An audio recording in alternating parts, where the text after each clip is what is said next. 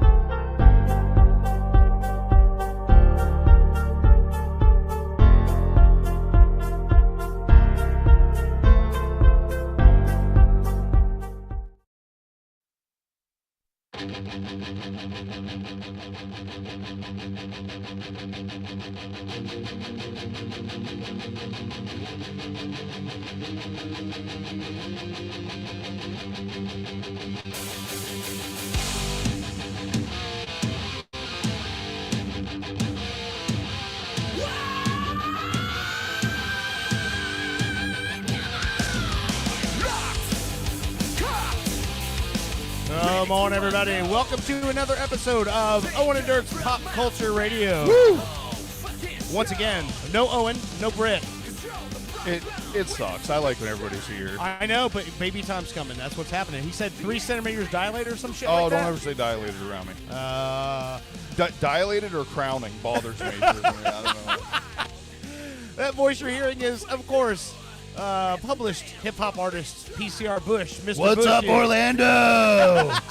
You sound douchey I as don't fuck know. right there. And our special guest tonight, he's helping fill the extra space left by Owen and Britt not on here. Let's hear for Arthur over here. Hello, everybody. Hello.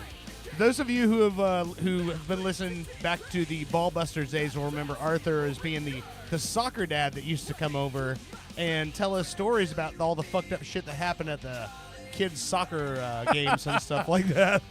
Arthur came by to kick it with us today here in Orlando.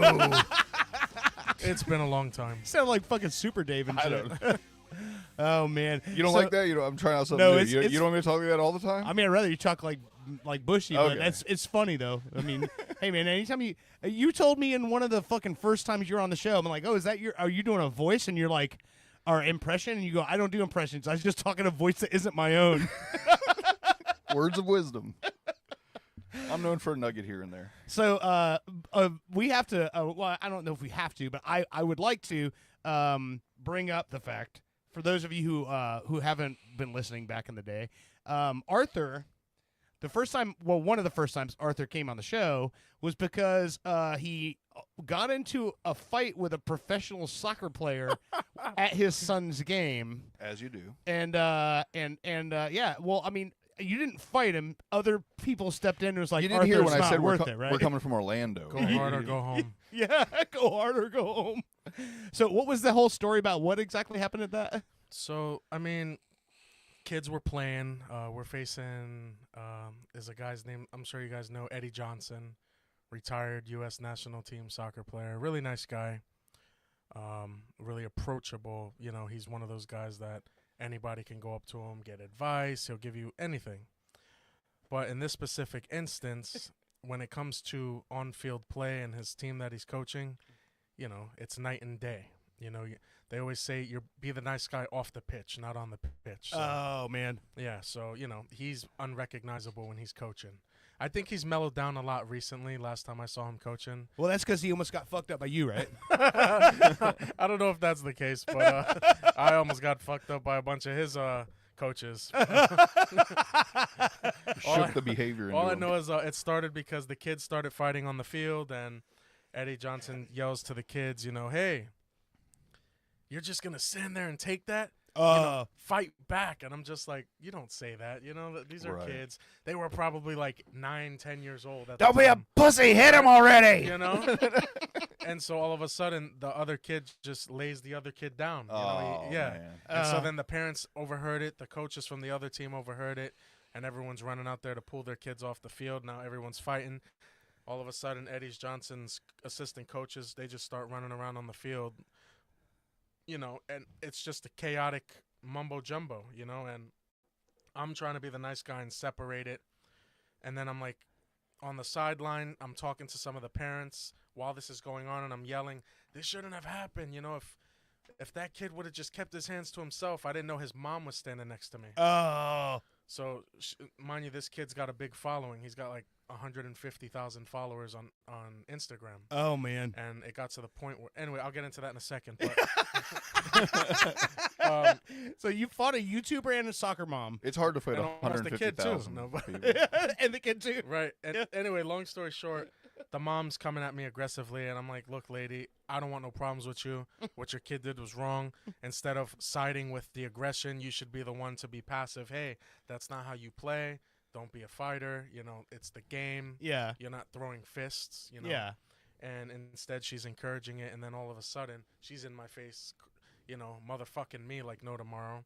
And I feel this little kid like walk into the side of me. I thought it was a little kid because he was short, much Yeah. shorter than me. Yeah. It was her husband. Oh. I thought it was a kid. Oh, man. Yeah. No offense if he's hearing this. I don't want you to think I'm not trying to say you're short, but you were incredibly short. So I thought it was a little kid.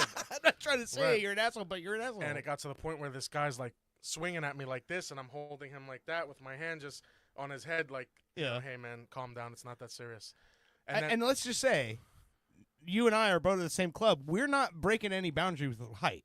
right, You're not a tall man. I'm not. Yeah. Well, that's more embarrassing than getting knocked out, though. When someone just holds you back and you're windmill fisting like that's what in the was happening direction, with this that's Right. far more insulting than actually just getting knocked out. Right.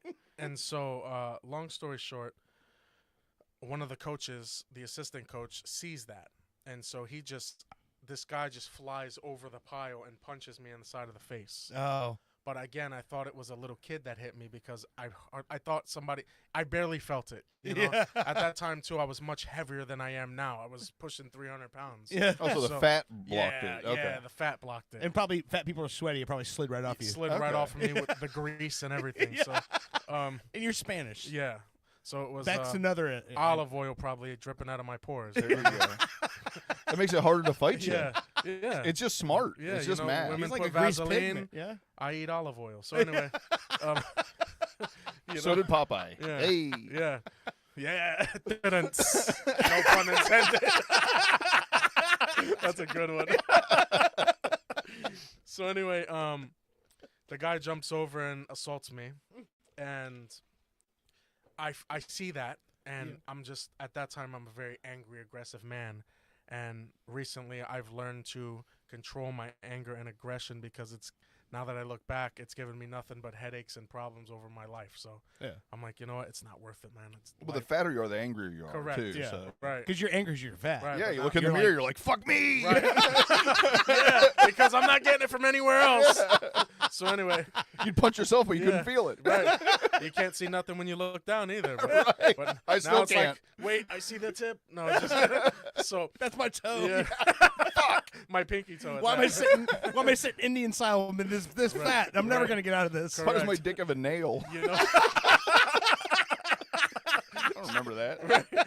So anyway, I'm angry. Antonio's there yelling at me, Dad, no, and I'm like, Antonio, and I'm not the guy that curses too much, but I'm gonna fuck this guy up. And I've been waiting years to just release this internal aggression physically, and I'm like, this is my chance. And then I realized as he started to run away and I had to chase him, how that chance faded away because I was overweight and extremely tired. So not only did I slip trying to run after him, but in a matter of seconds, I was winded. So I was just breathing heavily, like, I'll see you in the parking lot. You know? It's hard to fight athletic people when you can't catch them. Correct. So then Eddie Johnson walks over and he's like, "Why is Arthur angry?" You know, he knew me by name at that point. We haven't talked since that time, but Yeah. why is who fucked with this guy? You know, like, this is Yeah. the nice guy. Who fucked with him? And I'm pointing at, your coach did, your coach. And he's like, who? And I'm like, your coach right there. And I think he got it, but then he didn't want to admit it. So he's like, where? Show me who he is. And I'm like, this guy right here running around. And he's like, The guy holding your wallet. yeah, the guy with your bag of balls. Him right there. Putting shit in your car. It was that guy. Your He's like, team shirt. right. He's wearing your team right. shirt. It says EJE7 on the front. Him, that guy, the one sweating profusely because he ran away after he punched me. So He's wearing light-up shoes and yeah, Heelys. his LA gears are going off. So anyway, That's why he got away from you. He had those catapults. right. Yeah. So Antonio, poor thing, he was upset. You know, Dad, please don't. And I'm like, Antonio, and I'm telling him this, Antonio, I don't know if I can let this go. So I Yeah. wait in the parking lot. Yeah. I get back to the car. I'm tired from the walk, not alone the attempt from chasing him. So I'm standing there, and he walks out. He's surrounded by everybody. He knew I was waiting for him, obviously. At that point, I'm like, maybe we should just talk, you know? So, You're like, I don't have it in me I don't have anymore. the stamina for this. You know, it's kind of. It would have been worse than Mike Tyson and Jake Paul the other day. You know? So I probably would have got knocked out by myself trying to chase him. So, just to piggyback off that, because this is so. So I've known Arthur for almost 15 years. Right. So like Antonio, he's talking about who he plays for Orlando City Soccer Club now. Yeah, he's in the MLS Academy. Yeah, MLS Academy. He was a baby when I met Arthur. He was just born. Just born. So he told me, can you tell the story about the road race thing? No, I met you before Antonio was Before born. So Antonio he was born. pregnant. Yeah, yeah. Mm-hmm. But the story you told me, because Arthur, now keep in mind, Arthur's got he's one of those guys. He's full of piss and vinegar, but he just doesn't know there's a crack in the bottle yet. You know what I mean? The story where you told me you yelled at that guy in traffic, and you got all the kids in Yes, the car, so- and you thought the kids were gonna have your back. And they were like, they pussied out and were like, yeah, fuck you, Dad. I'm not doing anything. So anyway, we're driving down.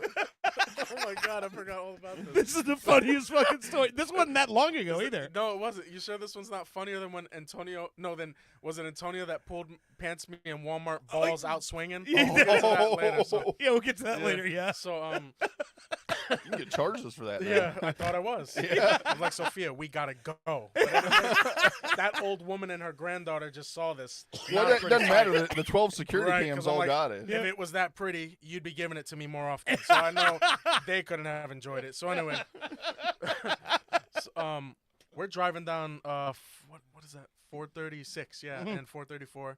And there's some kid. I know he's a kid now. I didn't know then. Yeah. But he was in like this lifted old Ford Ranger, and you Yeah. know, flags blazing out the back. Oh, and all those that are my good- favorite yeah. people. So anyway, he's got his music, and he almost crashed. Like he's trying to crash into me on purpose. I don't know why. He's like swerving next to me and trying to. And I'm like, dude, what the hell's wrong with you? I'm in my When you're racist and you're driving, you just automatically start, you can't help but start steering towards the minority. Spanish in that car. It's actually the Ranger. The Ranger. The windows are down. I can see them. The Ford Ranger's predisposed to do that. It is the most racist vehicle ever made. It wasn't even the kid. It was the fucking truck. Yeah. With was that like that inline engine just roaring at me. There's a reason why they call it inline. Yeah, right. It was like Carrie, but Stand with a in mullet. line. Don't make me pull it out.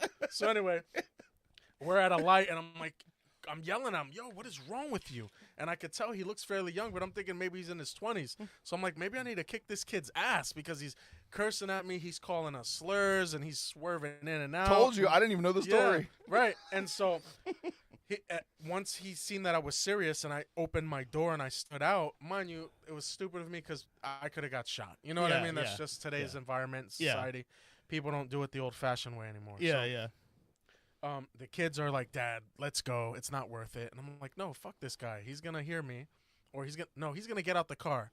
And, you know, I want to see where this goes. So Yeah. then we get to the next light, and at that point, he sees I'm not playing games, and he's like, I'm just a kid. I'm only 17. I'm like, well, you're about to get your 17-year-old ass whipped because I got 3 kids in the back. And I'm like, D, Emmanuel, Antonio, let's get him to pull over. You're going to fight him.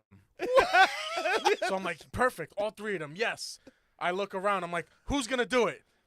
We open the door, jump out. We don't even got to say nothing. We just scare him. D looks at me, rolls his eyes, and like puts his head down like this, and looks away. Emmanuel's like, "What? No, Dad, for real?" Antonio's hysterical. "Dad, no, please, no!" I'm like, "What a bunch of flowers I have sitting back here. These guys are softer than wet flowers." Meanwhile, on Call of Duty, they're telling everyone how they're going to destroy them Right. and fuck In them Call up. of Duty, they're and- like, "I'll jam my cock down your throat," and then over in person, it's like, "Wait, no, I was just joking." he might have more followers than Yeah. me. I can't get my ass whipped on camera. Yeah, so anyway, long story short, and again, I don't mean to be so abrasive and my humor and stuff, but these Yeah. are legit comments and things that have happened. Yeah. And I think it's only fair to share it the way that it happened. And so I went home with a bunch of crying teenagers. that day. And don't get me wrong, Antonio, I'll give him, he wasn't a teenager yet, but, Yeah. even though my kids they've been taller than me for like the past 5 years, Yeah. they're still kids. And sometimes I forget that. So all joking aside, this is what makes it so funny is when I met Arthur, he was a kid himself, Yeah. and now he's a father of 3 fucking kids who are all like certified badasses. It's fucking amazing to watching him, like progress through all of this is fucking great. I mean, he used to bring his kids over to my house to watch wrestling events, like when they were like literally just babies, and now.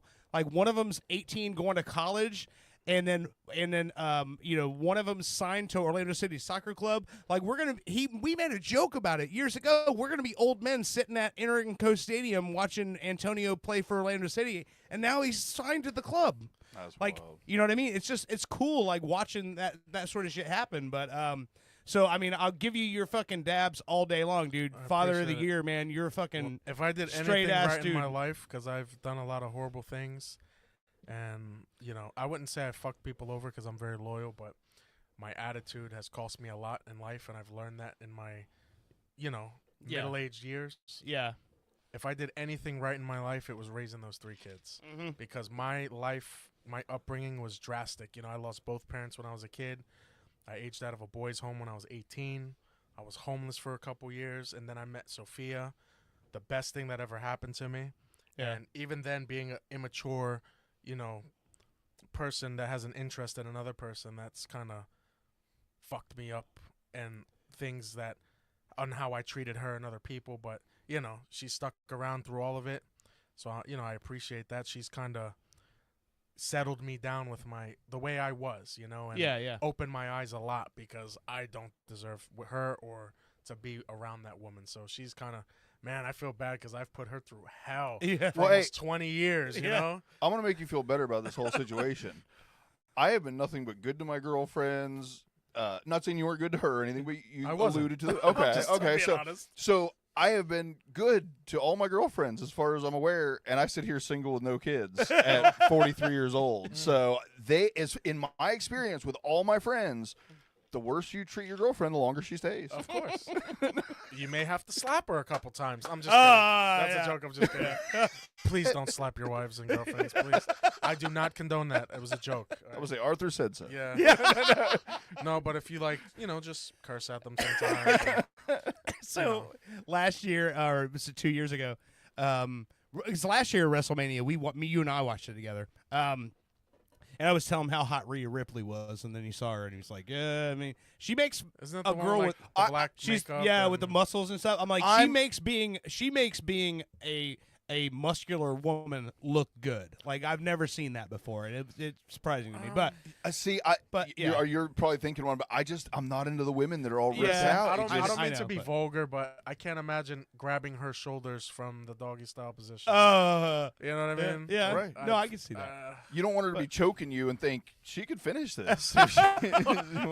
She Finish in my him. life. I want a girl to choke me, but I want to know that she can't actually, So, what I was bringing up, though, I didn't mean to go into all of us talking about fucking Rhea Ripley, but I mean, if she's listening. Anyway, I'm not saying she's not attractive. What I just brought not up- Oh, I attractive. The reason- totally do it. I just I mean, at this point in your life, do you have a choice? No, no, but seriously, not my cup of tea. she but- won't. She won't give you a choice. Get over here. Yeah, When we she might kill you just with that. when we a couple years ago for WrestleMania, Stone Cold Steve Austin came back for one final fight to fight Kevin Owens, right? And Stone Cold is his goat, right? Yes. Well, Love him to death. speaking of this, his kids, who are also big wrestling fans, Love Steve Austin. we've gone to live wrestling events together. We've watched We've done a wrestling lot. together Holy for crap. almost 20 years now. Insane. And so his kids, he's telling his kids, he's like, we got to be over at Dirt's house watching WrestleMania when we see Stone Cold do his final match. His kids don't know who the fuck Stone Cold Steve Austin is. Right. They don't care. But you he mean the bought- guy with the knee brace? but listen, no, he bought the whole family Stone Cold shirts except for his wife, who said, "I'm wearing my Roman Reigns shirt, and Yeah. that's that." Yeah. So all his kids she are would, here. She would rather be with him than me, but that's for a whole nother story another day. So all his kids are here, all wearing Stone Cold shirts.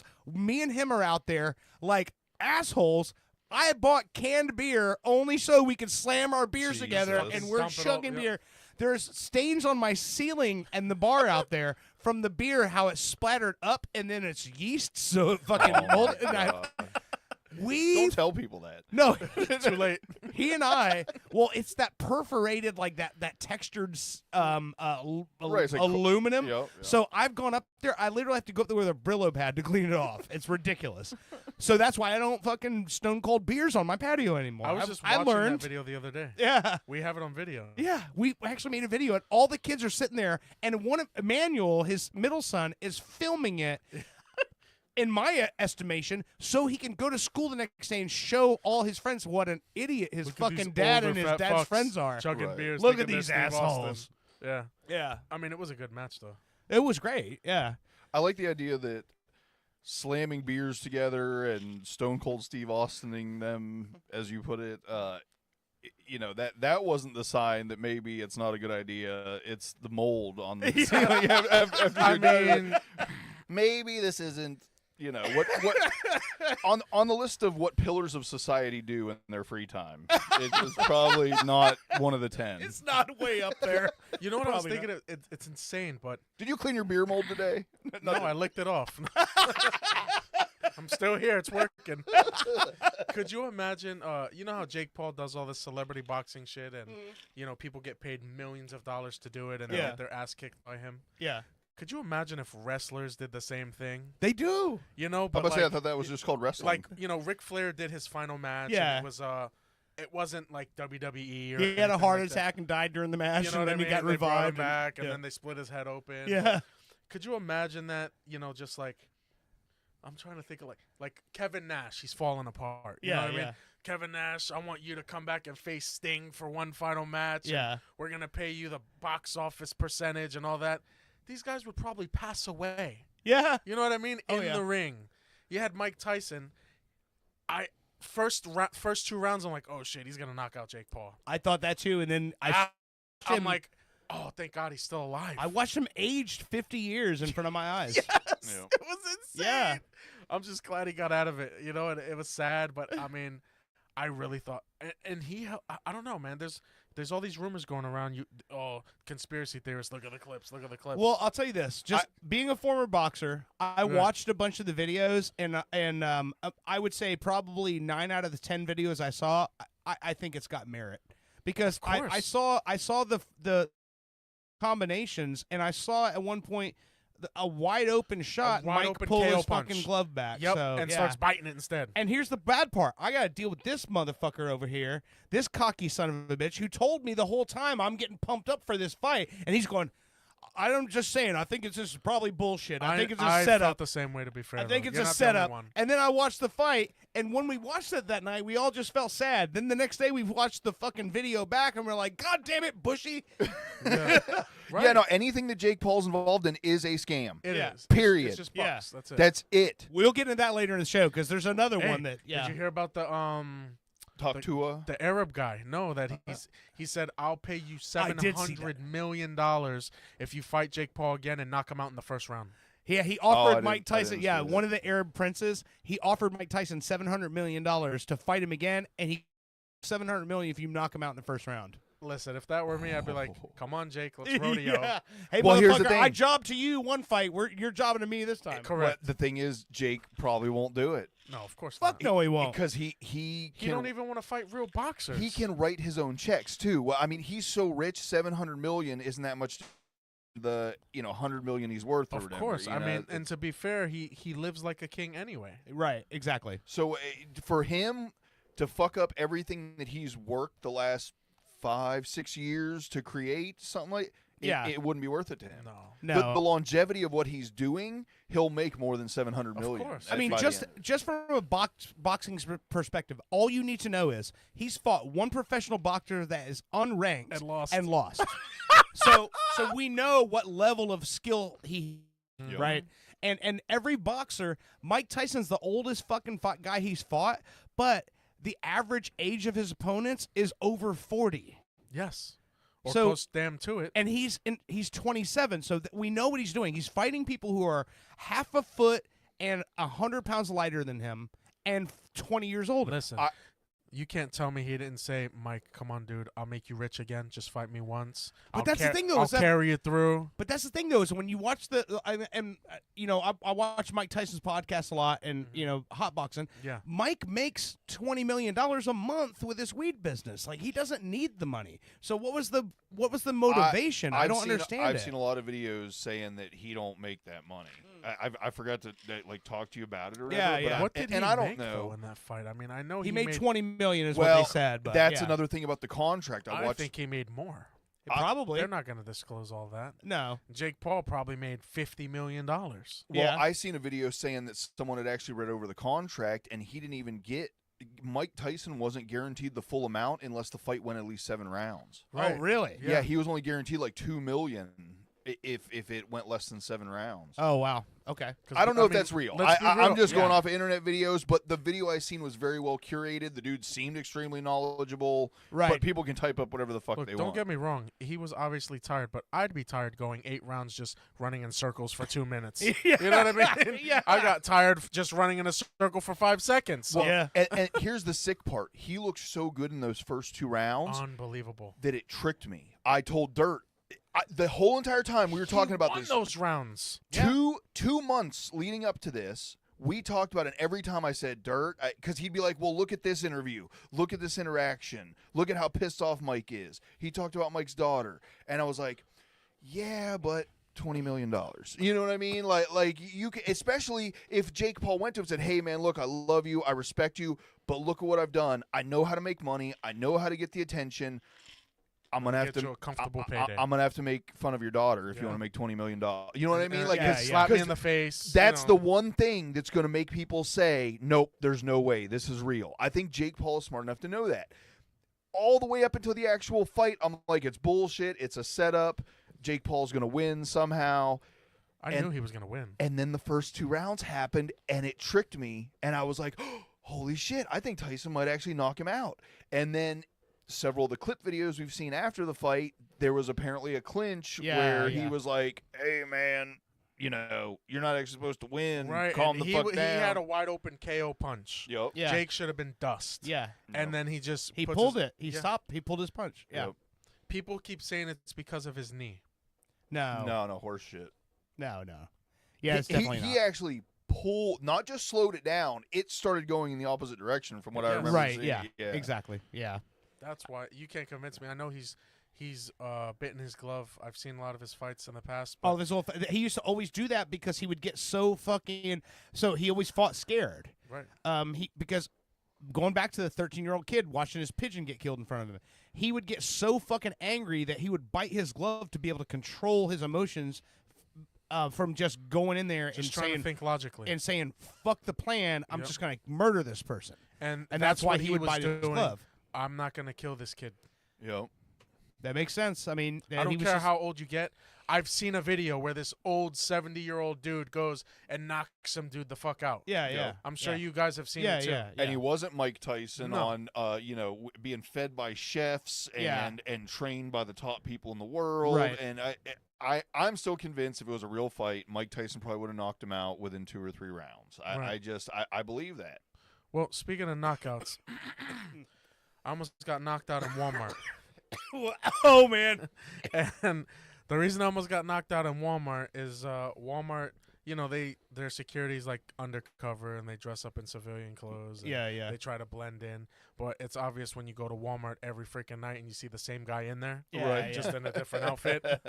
So He never anyway, buys anything. you know what I mean? So I'm in the frozen aisle. And I'm walking down there, and I can't remember any of the contrast of conversation or what we were speaking about, but obviously we were getting something. If we're in the frozen aisle, we're probably looking at something to clog our arteries. But anyway, we're looking at food. The kids, they're a little bit younger at this time. They're probably like 7, 13, and 12. 'Cause Yeah. that's their age difference, 5 years, 5 and 6, 4 and 5 years. So anyway, Antonio, I remember vividly this part where Sophia said, Antonio's so disrespectful to you. You let him walk all over you. And I'm like, no, I don't. I just like to play around with my kids. And Antonio goes, oh, yeah?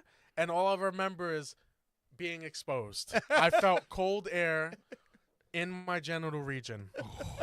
And I look down and my balls are out. Everything's out. And I'm like, what the hell? And as I'm reaching down to pull my pants up, because Antonio just karate kicked my pants off, because that's what happened. He karate kicked me from behind, That's and I had on gangster. baggy sweatpants, and they dropped to the floor.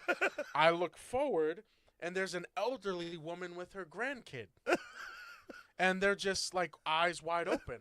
And I'm like, I'm so sorry. And I got my hands up like, please don't shoot type deal, you know? You were pushing a shopping cart at the and time, I'm right? pushing a cart. Oh, I thought you meant they were wearing like the masks, the bird masks and stuff. Yeah, right? I was like, that's Yeah. weird. Why is a grandmother and a grandkid You know, wearing and they're eyes like- literally standing there just looking at me. I'm looking at them. I turn around. DeAndre's laughing hysterically. Emmanuel can't breathe. Sophia's trying not to overdo it because she wants to be the, I'm the tough mom type Yeah, thing. yeah. That's inappropriate. She's the bad cop. You're the Right, good cop. she's the bad cop. She's playing bad cop as best as she could, but I hear her like trying to hold it in. farting. Yeah, farting out the mouth. and I rip my pants up as fast as I can, and I can't do it fast enough. Next thing I know, there's more people behind me, and I'm like trying to adjust myself. It seems so wrong.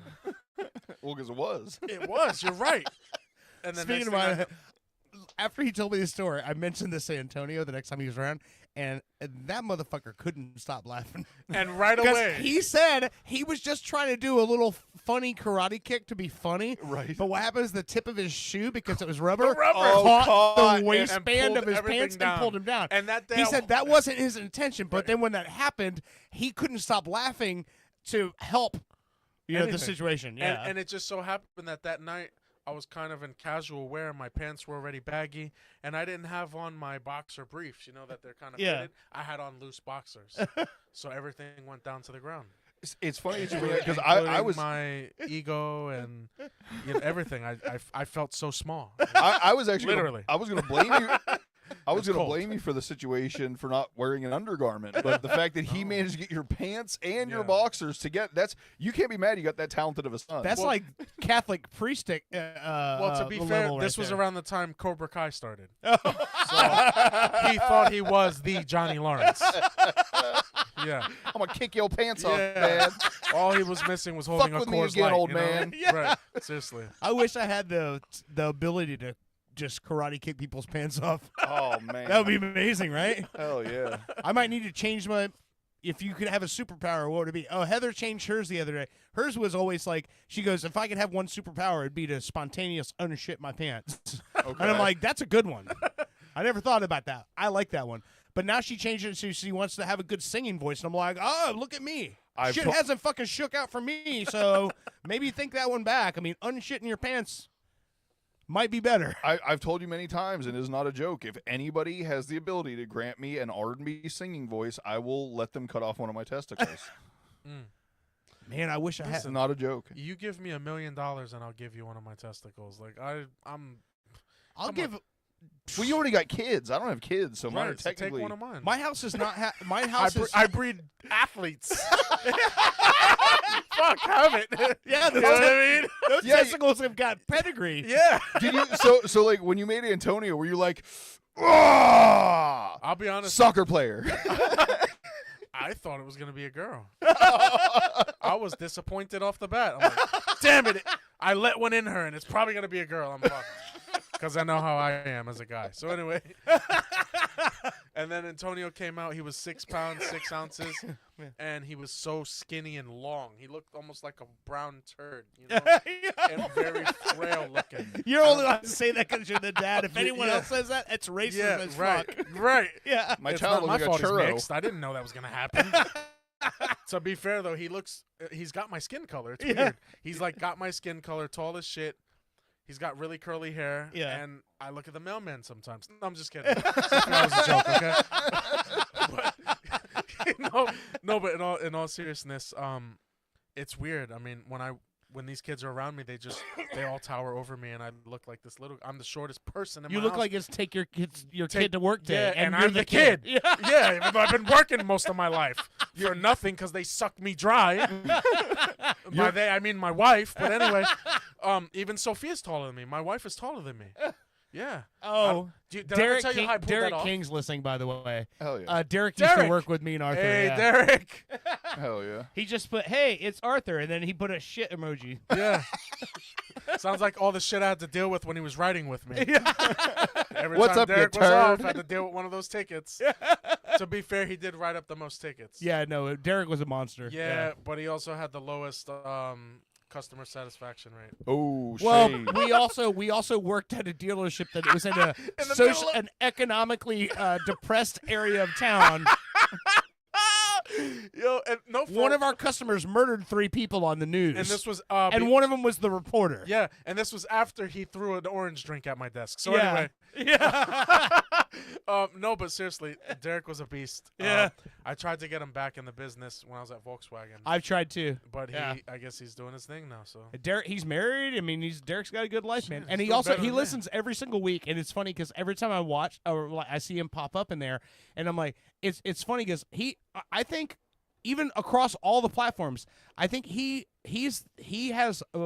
listened to a higher percentage of episodes than anybody else in our listener base, which is funny because when he chimes in, it's funny because now it makes me want to do a better show because I'm like, I got to entertain Derek over here, or else he's going to turn this shit off. I can't right? imagine putting him on a damn show one day. We've called him before on the air. Like he went to see Limp Bizkit at Rockville, and we were. Lucky son of a bitch. Yeah, That's my favorite. I know. group. Yeah. But yeah, we were talking to him about going to Rockville and stuff. But yeah, Derek's fucking awesome, man. Hey Derek, we love you, man. You're Yeah. amazing. Seriously. Hell yeah. Bushy actually dedicated a song to Derek on his Yeah. his booty clapper one week. It was for their anniversary. Yeah. Yeah. Man, I forgot where I was going with my conversation. I don't even remember. Your dick what I was said. out in Walmart. Before that. Before my Like we Vienna all haven't sausage been was there out. before. Right. Oh, you're talking about how powerful your loads are. They create children, children even taller than yourself. They create fucking Greek gods, you know. we thought the Romans and Greeks were gone. Guess again, motherfucker. You haven't met Arthur Martinez. You're reviving an entire type of people. Zeus in my balls. No, but yeah. Damn, I hate when that happens. I can't remember what I was saying. I guess it wasn't important. Or I have Alzheimer's. One or the other. I'm changing my album title again. It's Zeus in my balls. Featuring Arthur. Oh, speaking of which, did I ever give you a copy of that record I use your name on? No. Okay, You might have texted it to me, and I got mad at Sophia and broke No. my phone. I have the actual physical vinyl records. I'll give you one. Oh, that's Yeah. amazing. It's actually colored red. It's like cherry color red vinyl. That's yeah. awesome. Yeah.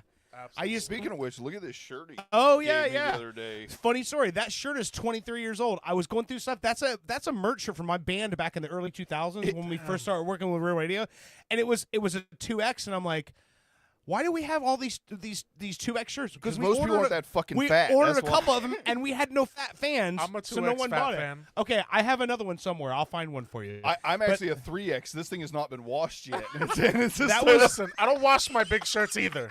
That I hang shirt- them on the couch. That shirt was from our 2001 tour. Wow. It fits me perfect. Like I said, as long as I don't wash it or dry Okay. it should be great. So let me tell the story of why you have that shirt. So we're gonna go to break in a second here, but I have to tell you my story about this week. What happened to me this fucking week? This Well, week I mean, was ridiculous. Do you want to save it for the second segment? Oh no, okay. I mean, I want to go into something else for the second segment. Okay. But so this week, so this last weekend, I had a compressor went out on my van. My dad comes over. We replaced the compressor. I'm gonna drive it to work Monday morning and recharge the Freon and all that other shit. I pull out of the driveway, hit the brakes. Brakes go to the floor. So I gotta pull it back in the driveway, take the car, right? Heather's car. On the way home from work Monday, the fucking belt flies off the car. I got no power steering, no alternator, nothing. Coast it in the driveway. The fucking so I call work and I'm like, hey, not gonna be in tomorrow. I had the day off, the next day after that off anyway. So I'm like, all right, I'll get the parts, I'll fix the car, no big deal. Put a new belt and tensioner on it, and it fucking shears off the water pump pulley because the water pump was seized.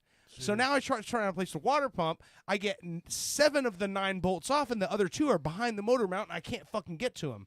So my dad comes over. He takes the van. I get my mom's van so I can get to work the rest of the week. He fixes the van. The left front hub imploded, took out the fucking the caliper, and on the right side, because of all of this, it threw the brake pad. The rotor tilted forward and sheared off all the bolts to the the caliper. So Oh my was a whole God. front end in it, right? So if that wasn't enough, Arthur, on Tuesday night, the day I found out I can't finish this water pump, the guy from the fucking Orlando Utilities, Orange County Utilities, knocks on my door, truck out front, yellow lights on, and says, "Hey, are you guys putting in a pool?" No. I'm like, no, why would you say that? Oh, your water numbers are off the charts. At that moment, I had a $300 water bill. My water bill's normally $15. I walk out in the front yard to ask him, I don't know, my feet sink into the ground. The main line It's from busted. the fucking, it busted, and it's fucking just flooding my whole front yard with water. So what do? Naturally, the handyman I know is this guy right here, Mr. Bushy. So I call Bushy. I was like, we got to fix this. He comes over all his PVC tools. We start digging into the ground. It's copper. Oh shit. So then we got to go to Home Depot. Well, hold up. Let me pat yeah. myself on the back here. I brought all my stuff to do PVC, but just as long as I've been doing handyman shit and construction, I was like, you always bring all your tools if you don't know what you got to do. You Yeah. just bring them all. And I even told Dirt when I seen that it was copper, I was like, fuck, dude. I was like, I don't think I brought my torch. I remember seeing my torch and being like, I won't need that. And my own subconscious apparently put it in the fucking car, and I had everything I needed to do copper. I even brought PVC and fittings with me.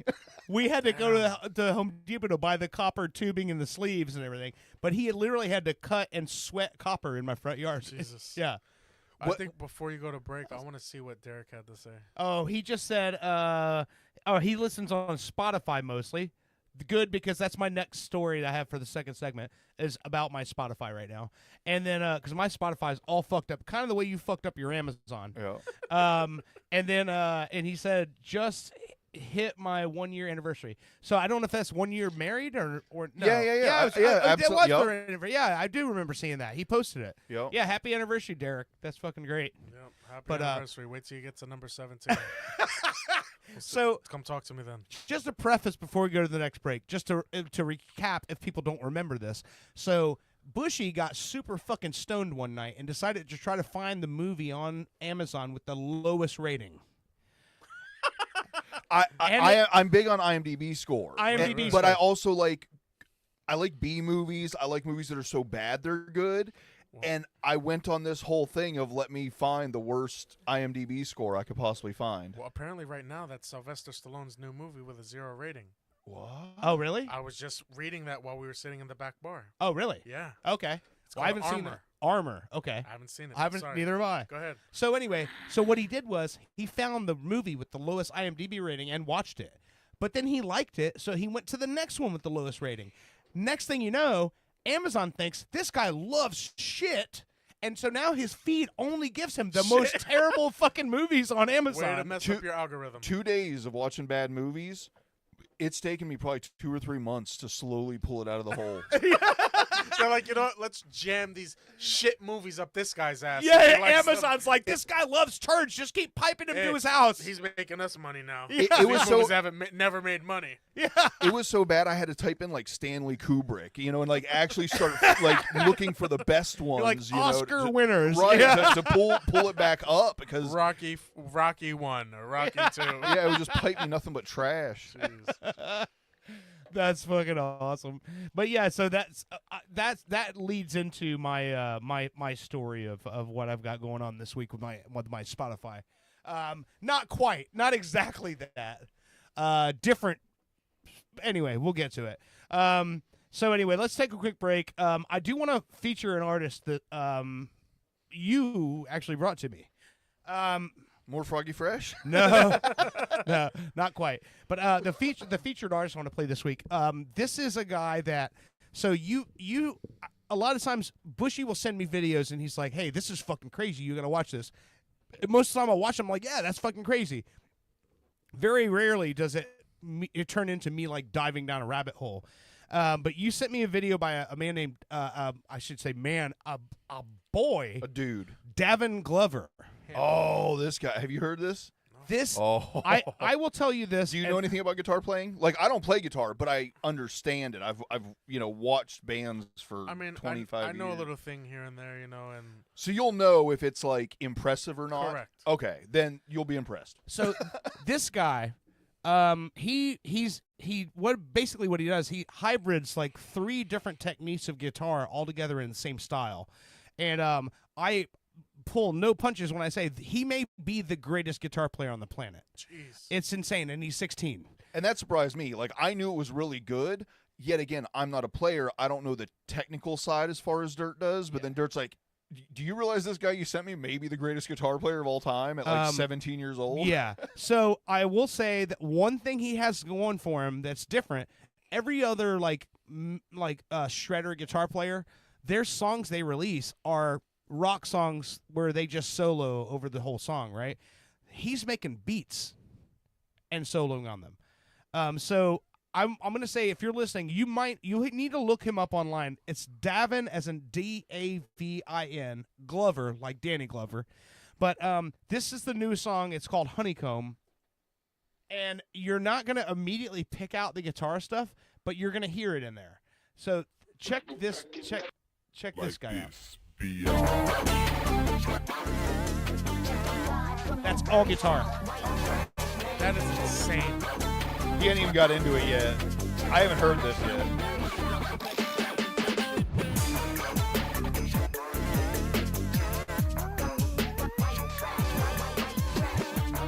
Does he start going off? I haven't heard this one. A couple parts, yeah. Oh. Here we go.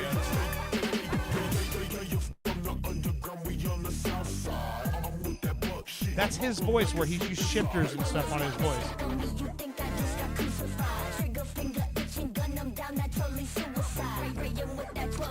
What is his ethnicity? He's a white kid. Yeah, but I want to hear. You don't understand though. You ever heard like Dragon Force? Like he plays like Dragon Force type shit. Insane. That's him. Wow.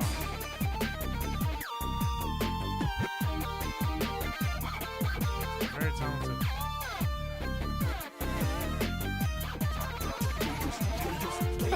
This guy played a lot of Guitar Hero back in the day.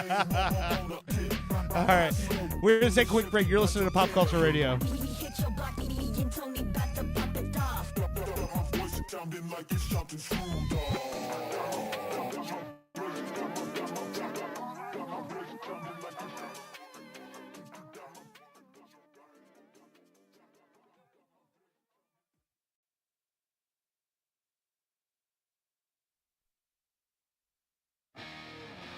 From Fitcore, the latest development in sports rehydration technology. Boston Sports Chowder. You lead an active lifestyle, and you love a hearty chowder. Fitcore's patented ergonomically designed chowder flagon effectively replenishes vital body chowders lost during a hard workout. Creamy, powerful, piping hot. Austin Sports Chowder. Get you off of the bench and back in the f***ing game. Do you like pudding? I mean, really like pudding? Have we got the palace for you? Built on repurposed Native American lands, Pudding Palace boasts the most name brands and well-known traditional gelatins from every country on Earth. Our Yelp reviewers speak for themselves. What about you there in the pants? My mom drops me off like twice a week. It's awesome. I'm 45. And what about you, little lady? I came here looking for love. I found pudding. Hey, buddy, what's your favorite part of the Pudding Palace? Sneeze guards. Talk about elegance. I felt like I was in an actual palace. All right, I see a bit of a line. Good. Okay, getting kind of busy here. Let's just go and see what's going on around the corner over here. And hey, sweetheart, what do you think of Pudding Palace? I never knew pudding could be so fancy. Well, there you go. As you can see, we got nothing Seriously? but satisfied It's customers just here at the pudding. Pudding Palace. And my check was for No, $65? no, focus on me. What sort of mother Brandon. establishment is this place? Someone doesn't have our rewards card. Come on down to Pudding Palace. Pudding Palace, where pudding kings are born. Now, from Future Entertech comes the latest killer app, Sicker, taking care of your tomorrow, today. Call in sick while avoiding accountability. I couldn't believe it. I had this super hot guy stay over, and I just couldn't even. All I had to do was answer a few simple prompts. Dear boss, with my deepest regrets, I, Angela. am unable to perform my duties today due to... No, I'm sick. Stomach, headache. I'm sick. Sincerely, Angela. Sicker's patent-pending algorithm is designed to get you a hassle-free day off whenever you need it. I woke up with a case of anal glaucoma. You know, I couldn't see my ass going to work today. Let me tell you, sick is a real life changer. Dear boss, with my deepest regrets, I am unable to perform my duties today due to... Johnny, you gotta get ahead, see what this head does. Hey, let me get a shot. Shot for everybody. Sincerely. Sicker, taking care of your tomorrow, today. Builder's Blocks. Hey, I'm Shay, owner of Builder's Blocks. We get it. January, New Year's resolutions, no one has time for that. Right now at Builder's Blocks with a Z, Central Florida's most ripped gym, we pay you. We literally will pay you and you won't have to work. It's simple. Join and bring 2 friends. Sound easy? It is. We'll even pay you more if those friends bring friends. Stay swole with the pros, only at Builder's Blocks. Discounts of pre-approved groups of 5 or more. Tonight at 9 on Orlando's Super TV 3. She's a nun with a secret past. I must confess, I've never ever taken confession, never. He's a 12-year-old genius who plays by his own rules. Oh, DDoS hack of NORAD? Child's play. First, soccer practice. Together, they are Penguin and the Rookie. It's never gonna work, rookie. That's what my mom said about birth control. 2 paths, 1 journey, where salvation and puberty collide. Defuse the bomb already, honey. I can still catch happy hour. Chill out, you old bird. I have 15 seconds and 10 are for boobies. Start the habit. Penguin and the Rookie on Orlando's Super TV 3. After a local Ponzi scheme pulled the wool over my eyes, attorney Crab Newberg was able to recover my life savings of $36,000. Thank you, Mr. Newberg. You're welcome, Chet. I was honored to recover over $40,000 for Chet after a local gym took him for a dumbbell. And I'd be willing to help you too. I've graduated from an accredited law school and passed an intensive examination in the state of Florida. Ponzi schemes are illegal. You don't need 2 other friends to tell you. Visit AskTheCrab.com. That's crab with a K, and you've got a case.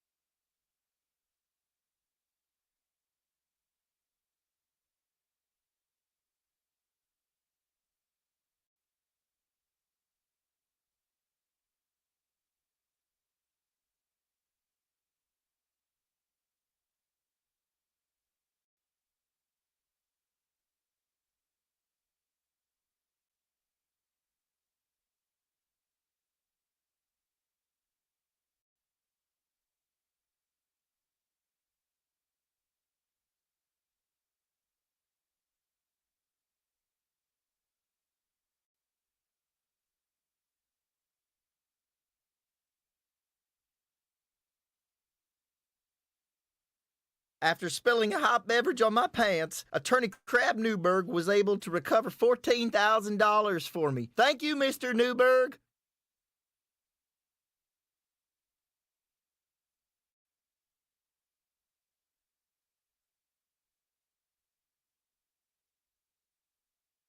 However, I specialize in only one area, you. Go to AskTheCrab.com and see what Crab Newberg can do for you. With Crab Newberg, you've got a case. After my grunkle misdiagnosis, Attorney Crab Newberg was able to recover $140,000 for me. Thank you, Mr. Newberg. You're welcome, Valentino. I was honored to recover $140,000 for Valentino, and I'd be willing to help you too.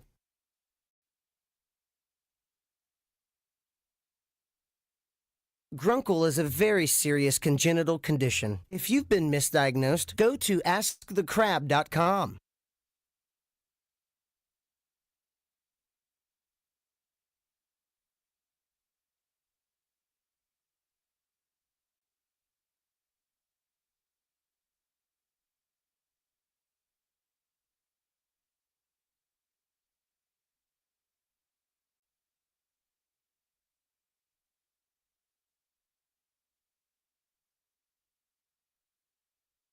After being laid off, Attorney Crab Newberg was able to recover $2.1 million for me. Thank you, Mr. Newberg. You're welcome, Joe. I was honored to recover $2.1 million for Joe after he was fired from his job, and I'd be willing to help you too. I've graduated from an accredited law school and passed an intensive examination in the state of Florida. No one has the right to treat you like dirt, but if they do, I will make them pay. Simply go to AskTheCrab.com and see what Crab Newberg can do for you.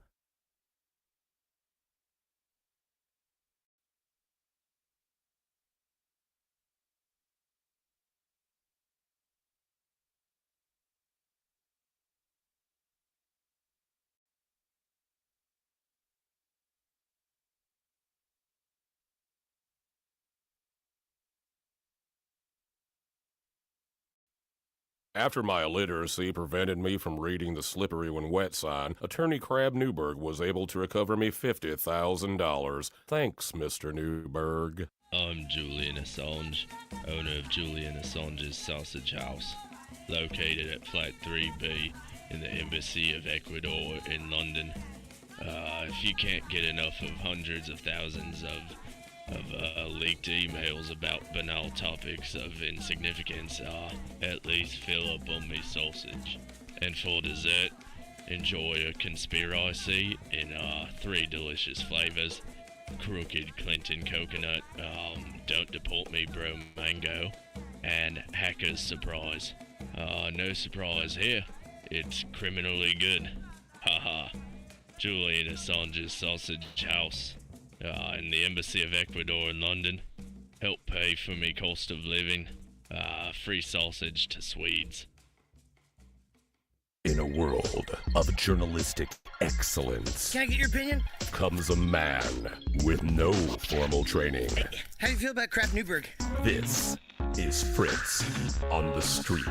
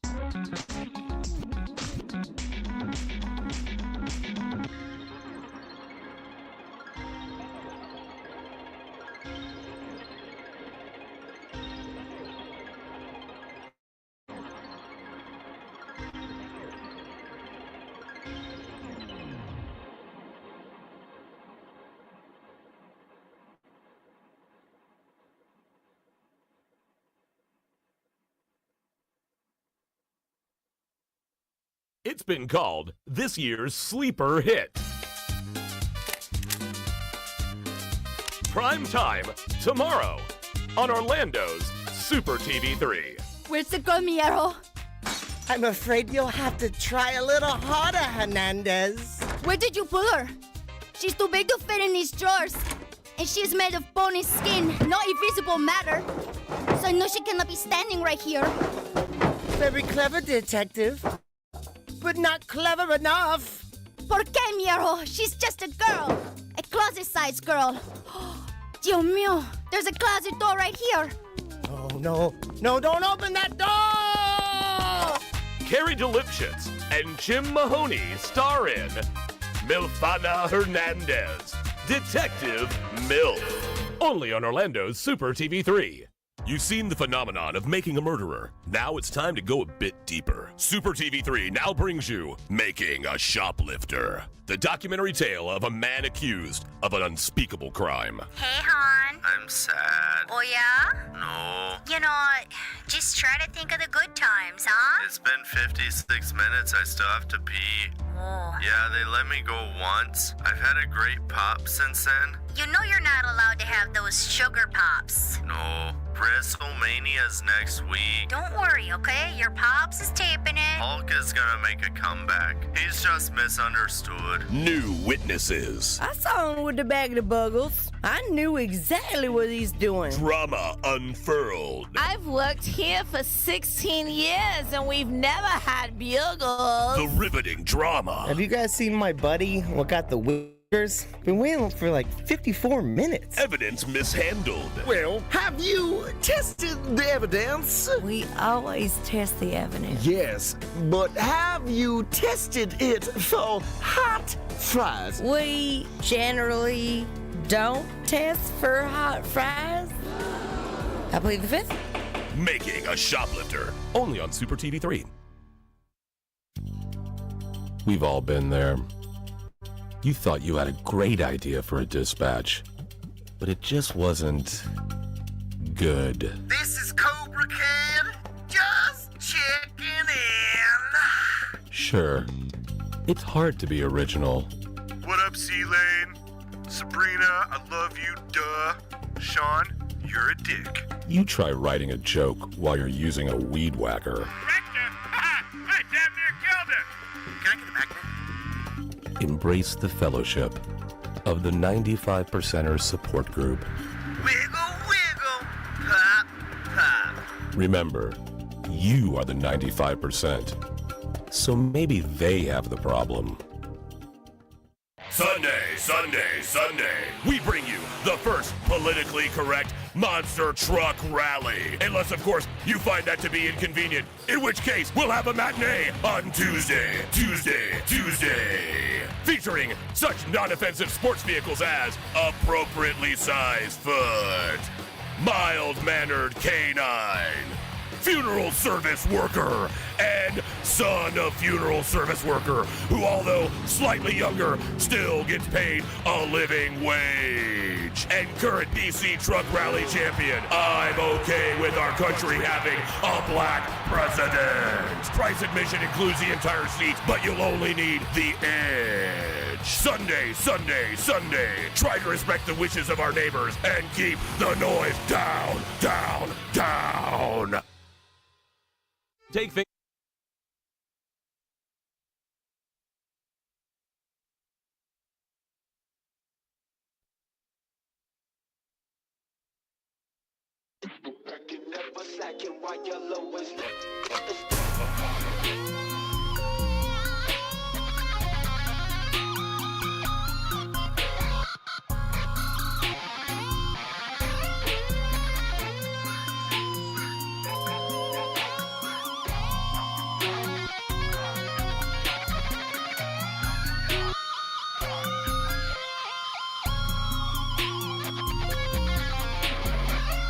Welcome back to Pop Culture Radio. Again, Davin Glover. This song is called The Real Me. And dude, this guy is so new to this shit right now. This song has 47,000 plays. It kills me when someone half my age is infinitely more talented than me. Oh, well, fuck. You're going to want to kill the guy next to you then. Darn. I already screwed up. It's okay. It was requested. Dirk did too. Huh? What? He screwed up first. What I said? Did he? Yeah. Oh. You weren't the first I'm going to chop this thing all up anyway. So Okay, we'll make sure. We'll bleep everything. You remember I used to produce Ballbusters. Don't worry. Anybody listens to this live doesn't care what we just said. No, except for Derek. That's it. Derek can. Well, he don't care if I say the dirty words. I don't care either. Trust me, my kids have heard worse. Well, I mean, just judging by the stories you told in the last segment, I figured I was okay. So then let's get to that. So we do have in the studio Arthur's son, Antonio. Antonio plays for Orlando City Soccer Club Academy. I met you for the first time when you were like tiny, like. Oh, don't do that to him. When I first no, but here's what's crazy. Now this kid is literally on his way to being a professional soccer player. That's wild. Which is nuts because. So let me ask you this: how does it make you feel knowing that your dad always wanted that, and now you just said, "Fuck you, Dad. I'm gonna." Oh, it's okay. I'll start over. So then you just went, all right, Dad. I'm gonna do something you could never do. I'm just gonna do it myself. How's that feel? I mean, it feels pretty cool. I mean, yeah, it's definitely a great experience. I mean, I saw you on your signing day. That was the craziest thing. Signing day, like legit in the conference room at the stadium with the banners behind, and you're signing your contract. Yeah. That's some crazy stuff. So, nobody that you go to school with has had that experience, right? My question would be, because everybody's reality is their own. You're growing up this way. You're living this as it's happening. Do you think it's as cool to you as it is to other people watching it happen? Like your dad, he's not I'm not a professional anything, you know what I mean? And you're headed towards this professional sports career. Do you think you understand like how awesome that is and like you're valuing that? I mean, sometimes, but for the most part, I think other people find it like more cooler than I do. Like, No, it makes it. That's kind of what I thought, because when it's just you're like, oh, come on, guys. And that's how you get a shoe deal. Right. So all of the stuff that you've done in the last year, like we can just take the last calendar year and just rail off a list of all the things he's done in the last year. Better than my whole life. Exactly. That's what I'm saying. So better than 2 generations of mine. Yeah, there you go. So you represented Puerto Rico in international play. Yeah, that was fun. Yeah, so you went down to what? Trinidad? Trinidad and Tobago, yeah. Wow. Both. And how many games did you play down there? 6, right? I think I played like might have been 6. 6? 5, 4. Yeah. No, it was like 5 or 6 games. 5 or 6. How so that getting an international call up. You're being a soccer fan your whole life. You've watched that, right? And when you see somebody get an international call up, you're like, "Oh, that's dope." How did it feel getting that call yourself? I mean, it was pretty exciting, like when something happens, it's like, I don't know, sometimes you just don't get like that immediate feeling of excitement, but it just depends. Yeah. So do you feel like when you get a call like that, it's like it's not just like I can't get excited because I gotta go produce too? I mean, you know what I mean? So you're like you get the call and you're like, okay, now I gotta go make this happen. So like after you're like allowed to celebrate. I feel like if you win. Okay. Only if you win though. Yeah. I've seen this kid hysterical cry at the same time. Don't say the passion is there. No, it's about passion, Right. And to be fair, I've cried for him, because I just saw Facundo Torres do that last week when they lost to the Red Bulls. We were sitting there watching. Yeah. We were in the stands. It's like soccer is one of those sports that it's passion on an international, on a world level, because there's not a single country in the world that doesn't play soccer. A lot of countries in this world don't play football that we call football. Right. You know what I'm saying? So it's literally something you're born into in so many countries. So the fact that we have stars in that sport being born in this country right now is a new thing. Right. Like a new thing. Like it's, you know what I'm saying? Like we never had soccer stars born in this country until the last probably 20 years. Well, it's because Arthur just started having kids. Remember, They needed Arthur to start populating the world's soccer the community. Greek gods are back, baby. But it's and the stories too. Have you watched Wrexham? Welcome to Wrexham. Did you say they won? Did you see the goal they won with today? No, I didn't see that. Okay, they won 1-0. Unassisted 1-0. corner kick. Get it right, 1-0. 1-0. Unassisted corner kick. Wait, Un- what? It was an unassisted corner kick. Really? The guy, Ellis so took just the like corner walking in, kick curved and it and just bent it That is into the goal insane. unassisted from That's the corner. gross. And that's how they won. That's top spin, That shouldn't right? happen You gotta at that kinda hit level. it- Dude, hit they're it on the- second in Yeah, the you have to, like, table. curve it. That's They're crazy. getting ready to be promoted to Champions League. And then after that, it's the top. It's Premier League. I'm super excited and impressed for that. Dude, Ryan Reynolds and Rob McElhenney literally took that whole town from being bankrupt and almost ready to close up shop. Everyone moving away to now, they're on the verge of being promoted to Champions League. Dude, that's insane. The power of Deadpool. You know what's funny? They said, all right, you guys want to crack on Americans? We'll just buy your club. If they make it to championship, then that means that like they're literally gonna be playing Premier League teams because Yeah. that FA Cup. So. Yeah. Yes. Yeah. Look at that. How nuts is that, man? I mean, just goes to show you, money does, it might make a little bit of difference in what happens in your life. I remember when I first started getting into that show, I came on here one night at one episode and I played all the fight songs. We got Malin, Super Malin, yeah. And then is when they talk about Deadpool and Rob McElhenney and all that stuff. It's that whole story is insane. But I think there's a lot of people in America or in I would say probably there's a lot of people in our listening audience that don't even follow soccer. And then the last couple of weeks, we've had shows on nights where we had a show the night that the Pride won the NWSL Cup. Yeah. We had a show the night that that Orlando City lost to the Red Bulls. I'm with you. We're the reason they're winning. No, we are not. You guys should know this. Who is the Pride's assistant head coach? I don't know that. Giles Barnes. Oh, I was going to say Mufasa. I watched Giles play for Orlando City. I remember Giles. Yeah, and that was that was one of your coaches, Yeah, right? One of my coaches. at Yeah. one point. So okay, so here's the question I have. When you have coaches that have played at that level, how do they approach you as far as your development? Do they talk to you like you're on their level and they're trying to mentor you, or are they somebody who sort of like just puts you in your place and is like, do as I say, shut up, not noob. as I do? You know what I mean? Like how does that whole thing come down? I mean, it just depends on where they're from because like England, like they're really big with that stuff, and same thing with South America. Like my coach, he's from Uruguay, so he's like, he's really like hard on you. Like he's really like strict, and sometimes. In fact, this is probably the hardest year you've ever had to experience as a player. Am I correct? Yeah. And me as your dad sitting there watching it, it's hard for me, and I'm just a passerby. I'm just a guy in the audience, and this is probably the most tumultuous year that he's had. But Well, because as every time you progress, the talent pool gets tighter and tighter because if you think about from the first team you played on, you were by leaps and bounds the best player. And then all those best players go to the next level, and then the best of those best go to the next level. So now you're at a point where you look around you and you've got everyone on the team used to be the best player on their last team, right? Mm-hmm. So what's your mindset like going into a situation like that? Do you try to like just forget all that and just do what you do, or what? Yeah, I just try to like do my best every time I play. Yeah. That's about it.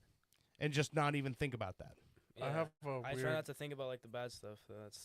But I end up doing it like a lot. So, yeah. Because if you didn't, you wouldn't be the player you are. Mm-hmm. Well, and I was going to say, of course, nobody is happy when they're getting yelled at or there's someone's being hard on them and stuff. Not playing but, too much. But do you find, well, aside from what you just said, do you find that someone being hard on you works better for you, or it's just like, dude, I could do this without you yelling at me? I think if they're like... Yeah, I think if they're hard on you, like it helps you become like a better player because if they're not saying anything, you're just doing what you're not supposed to be doing. How's that gonna help you? So right. Yeah. Okay.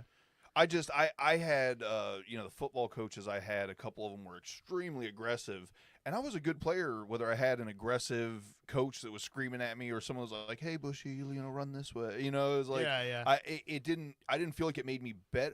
I didn't mind someone being hard on me and correcting what I did wrong. I didn't like when someone just yelled because they were in charge. You know what I mean? Gotcha. Yeah. And so it's got to be productive. Productive. Yeah.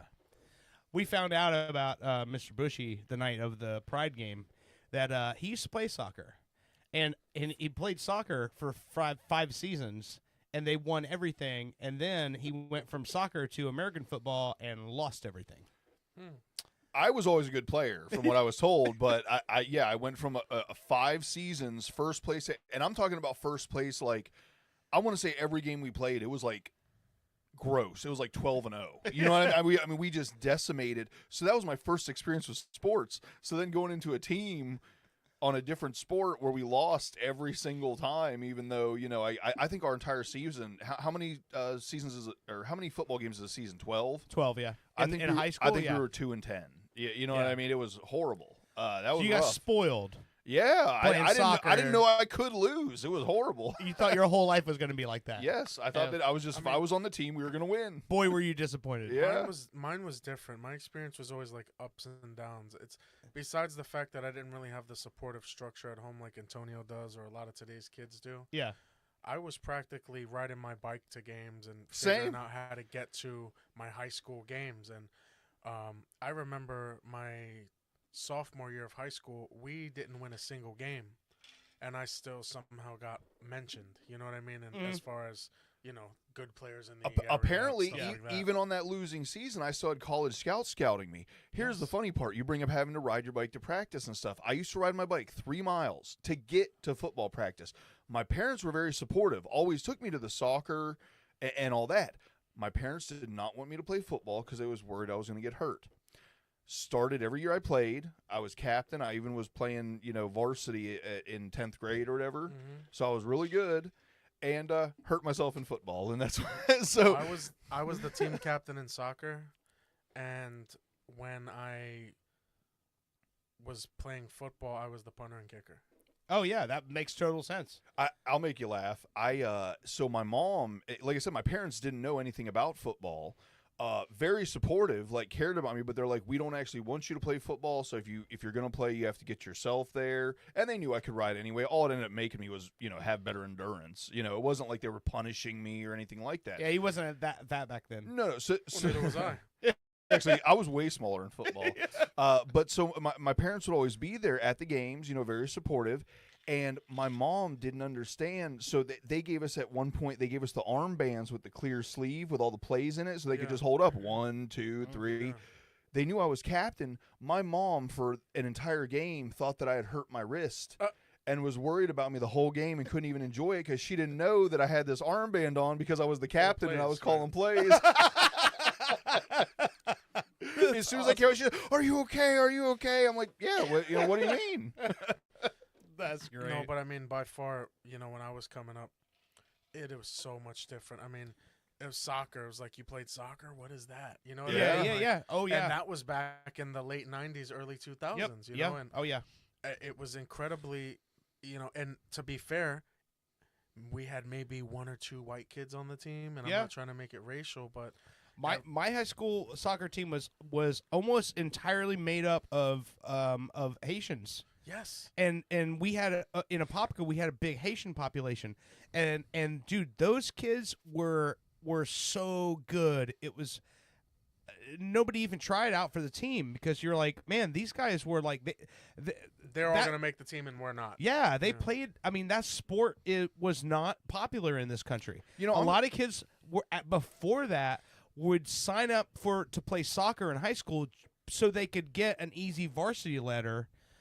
So it looks good to on have the a college letter resume. on their college resume. Right. And then soccer in the late 80s, That's why I early did 90s bowling. started getting popular, and the people who were playing it were like, you are not going to just walk on this team and take something from me, Listen, and even today, high school soccer, back then that's how we got recruited. When I was getting scouted, First and foremost, it was because I was a punter and kicker, but then they're like, oh, this guy plays soccer. Well, maybe he can play on our team in dual sport. And this was for college recruiting purpose. But back then, that was all we had, and ODP is what it was called back then. Now, ODP is almost irrelevant compared to academy clubs and MLS pretty much taking over that landscape. Yeah. Today is totally different. You don't even have to play high school soccer anymore. Well, here's what's crazy. So I'm going to ask you this because I think I already know the answer. So if someone was to come to you and say, we're going to give you a contract, you're going to be the kicker for the Dallas Cowboys, but you can't play soccer anymore, what do you do? Depends on how far I am into my soccer career. I mean, But you'd rather play soccer, right? yeah. That's the difference now. Back then it was you played soccer. If you were a white kid, American kid, and you had an opportunity to just sign a contract, go play football, and just be the place kicker, you would do that because there was no future in soccer back then. Now there is. Well, here's the thing too. For me, it was extremely rare being Puerto Rican. Yeah. Puerto Ricans play baseball and basketball. It wasn't extremely rare in my school to be Puerto Rican, but no, but to be a soccer player and being Puerto Rican, yeah. I mean, even now, today, like the Puerto Rican. I'm still going to take a shot at you every chance I get. Just even though your kid's here, I'm still. It doesn't kill me. It's okay. We've been saying terrible things about each other off microphone for decades. Yeah. So yeah. Yeah. We just can't say it now because we know other kids are going to hear this. Yeah. Sure, that's true. Yeah. But to be fair, being that of Puerto Rican ethnicity, soccer. What is that? You don't play baseball? And I'd be like, no, I play soccer. Yeah. And that was the sport that channeled me through my, tribulations as a kid, losing both my parents and finding an outlet to keep me off the street. You still don't see a whole lot of Puerto Rican, Dominican, or Cuban soccer players. Correct. They mostly all go to baseball. Right. Most of the Hispanics that you see playing soccer, they're from South America or Mexico. Yeah. And which, by the way, they own it down there. Yeah. Yeah, until they meet Antonio Martinez at center back. Then it's a different story, but we'll get into that another time. I got questions for him just based on this state of so Antonio. A lot of guys have been saying this week, Lionel Messi, Inter Miami, get knocked out of the playoffs first round. Do you think it's a failure of the experiment if Miami does not win an MLS Cup while Lionel Messi's there? I mean, yeah, because what was the point of bringing him? Yeah. You don't bring the best player of all time. That's what everybody's saying. They're like, you got, and you flunk out in the first round. They got him, and they got Luis Suarez, right? And they got Jordi Alba, and they got Busquets. And they got knocked out in the first round of the playoffs. They practically had the whole starting lineup, half the starting lineup of Barcelona. Yeah. And now they're talking about bringing in a couple of other guys. I mean, who are they talking about bringing in? Oh my, who else? I forgot who it was. I know Griezmann. Griezmann was one of them. There was another guy. Oh my god! Is it because of the coaching or the other players sucked? The new coach was in that lineup with them, or no? He played with Messi in Argentina? But I'm saying, how do you bring in? Oh, that's him. Yes. Do you guys think it was an ego thing? How does that many good people get put on one team and then fail? It has to be coaching, let's right? Let's be realistic, though. These guys are still in their late 30s. American soccer is not pushover anymore. Yeah. I don't care what anybody says. Oh, MLS is the weakest league. Listen, you can say what you want, but Mike Tyson, Jake Paul. Don't get me wrong. Lionel Messi's like what? He's 38 now. No, what 37, 38, somewhere in there. Right. There, so old. No doubt. No, listen. No doubt about it. He is the GOAT. I mean, you can't argue. He's the greatest soccer player that's ever played. Right. But he's 38 years old, and on that field is a bunch of 22-year-olds who he can't outrun. Now, keep it in mind, when he came to MLS, I think he scored a hat. I was averaging a hat trick. Messi's 37. 37. Yeah. But he was averaging a hat trick. When the first game I watched him in, it looked like the way it looks when I play FIFA on easy. Right. Didn't it? Yeah, it was pretty crazy. Like his debut game, he scored a free kick without even trying. It was crazy. Yeah. They were talking about bringing Angel Di Maria. Angel Di Maria. Also, there's been like rumors of Luka Modric coming over. I've heard about that. It's insane. And this all starts because Messi decides to pass on $1 billion signing to play in Saudi Arabia and come over to the MLS just because for one season too. Him and remember Suarez said, "I'm only playing one season. I'm done." He's actually negotiating now to come back another year because he feels like this season was a failure. Yeah, I would if I was him. Right. You come over here and get a big payday, and you don't produce, right? Look who's in the final now. Who plays for LA Galaxy, Antonio? Giroud. No, Lloris. he's LA, the other LA team. I'm talking about LA Galaxy. Oh, LA Galaxy. Marco Royce. Yeah, they just Oh, he won does tonight. play They for beat them. the Red Bulls. They What? Yeah, We missed that? Yeah, they won 2-1. It LA happened like Galaxy. 10 minutes before you all got here. Yeah, me and him were watching it out there. It was crazy because they didn't blow the whistle. It was 6 minutes of plus time, and they got to like 6:30 something, and referee blew a whistle for a foul outside of the 18-yard box, and everyone went running onto the field celebrating, and then the referee had to start yelling at everyone to get off the field because the That game's wasn't not the over final yet. call, right? And it still went on for another minute and a half before they blew the whistle. But yeah, it was 2-1. Galaxy won. Wow. But that should have been Orlando City. I was watching the game and I was like, their style of play, they would have walked the field on that one. You think I so? feel like, yeah, because the Red Bulls were so like docile in all of their wing play that's where Orlando City thrives at, and I thought they would have. I just feel like watching that. I also feel like Orlando City didn't play their game against the Red Bulls in the last game. Right. It's I almost didn't like recognize them. they forgot their whole Everything they did all year. Everything they did all year in that game, and then you lose one goal to nothing. A 1-0 loss is just devastating because all it would have taken was one goal to put that game into penalty kicks, and all they then had to do was win. You would have had your lineup going up in penalty kicks, and we win that easily. In my opinion, but yeah, watching that game because you knew that like if Orlando City had got there, I think we'd be hoisting the cup right now. When we were watching it, I mean, I have no dog in the fight. I played sports, but I don't really watch sports. It just, I don't know, it just doesn't do it for me. But when we were watching, because I told Dirt, I was like, these Red Bull guys are in Orlando. Like, this is kind of embarrassing. Like, I did play soccer for long enough to know what's going on. Yeah. Look, I don't want to speak too negative because maybe one day Antonio will be on that field. But it was not a good game. It wasn't fun to watch whenever you see, and this is the thing. Listen. Every single team I'm a fan of has not won a championship. Well, stop being their fan. But that's the whole point. I'm not a Lakers fan. I don't just pick whatever team wins. Like, no, I'm a homer, man. Like, I'm an Orlando City fan. I'm a Magic fan. We just lost Franz Wagner today. What? Oblique tear. Same thing as Paolo, indefinitely out. So Magic, Orlando City, Tampa Bay Rays, Tampa Bay Lightning. Lightning have won a championship, but I'm not like a one thing I don't have a bunch of Tampa Bay Lightning stuff in my house. Like, I'm a fan because they're my closest hockey team, but like I'm not gonna burst into tears when they win a Stanley Cup. But I mean, Magic, Rays, Lions. Totally different story. Those are my teams. Like, I bleed that, you know? I was more excited when the Panthers won. Okay, so yeah, I was.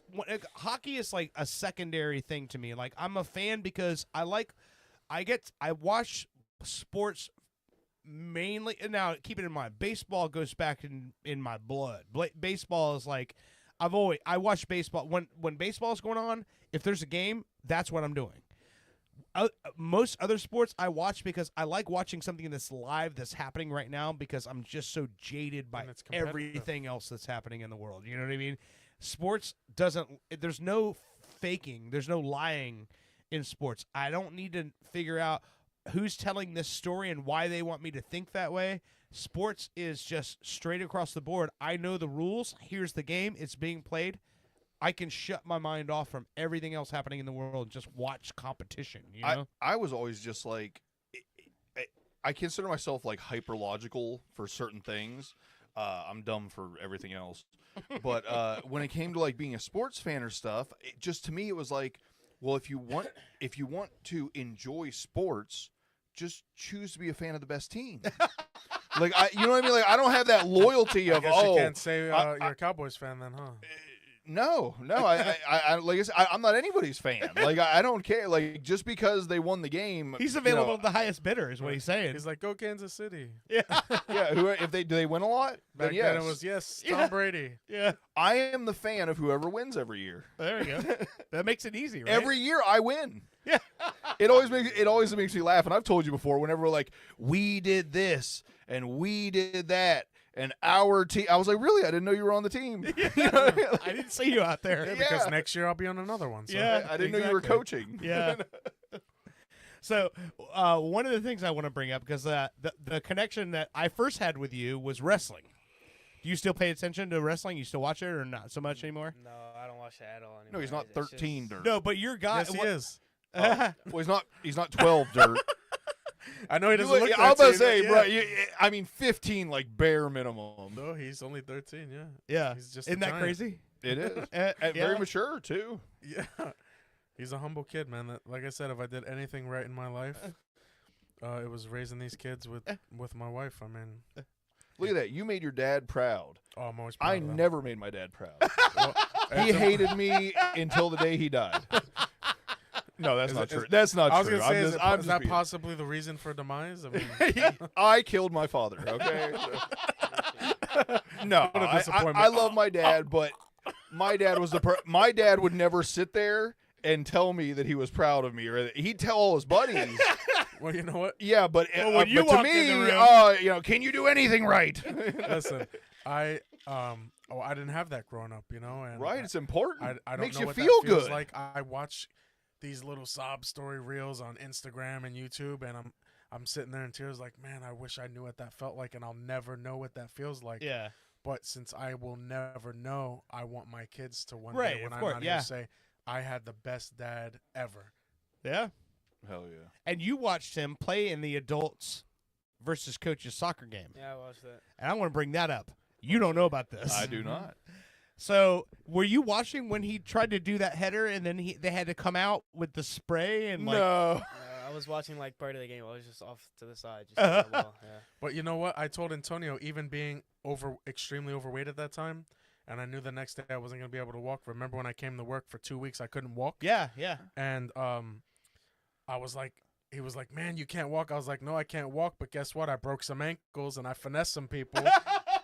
I had a guy on his back. He said they had to come out. You know what you see on the game? So they come out and they spray that stuff on him. Right. And then they get up. He didn't realize. He's like, they sprayed on him. He's like, oh, man, that numbs your whole leg. I can't even feel my leg that's Back messed to up playing. right now. Yeah. Go back out and play it. Yeah. So, yeah. They were using that when I was in Trinidad. Really? Yeah, it was this massive spray bottle. It was weird. It looks like the size of like that tank on your torch. Right. It's like that, but with a spray bottle at the top. You gotta, I've got like 4 jokes I'm suppressing right now about it, so I'm trying to be good here. I was hoping that Stop talking about a giant spray bottle that numbs everything. Yeah, right. I was hoping that he saw it because I was like, how did it feel when you saw your dad laying out there like Thanksgiving turkey and they're having to spray him down? Because He's like hollering out, just bring him a tub. Yeah. Because he forgot he's Piece of chicken. He forgot. Piece of chicken. He forgot he's nearly 40 and tried to do a header.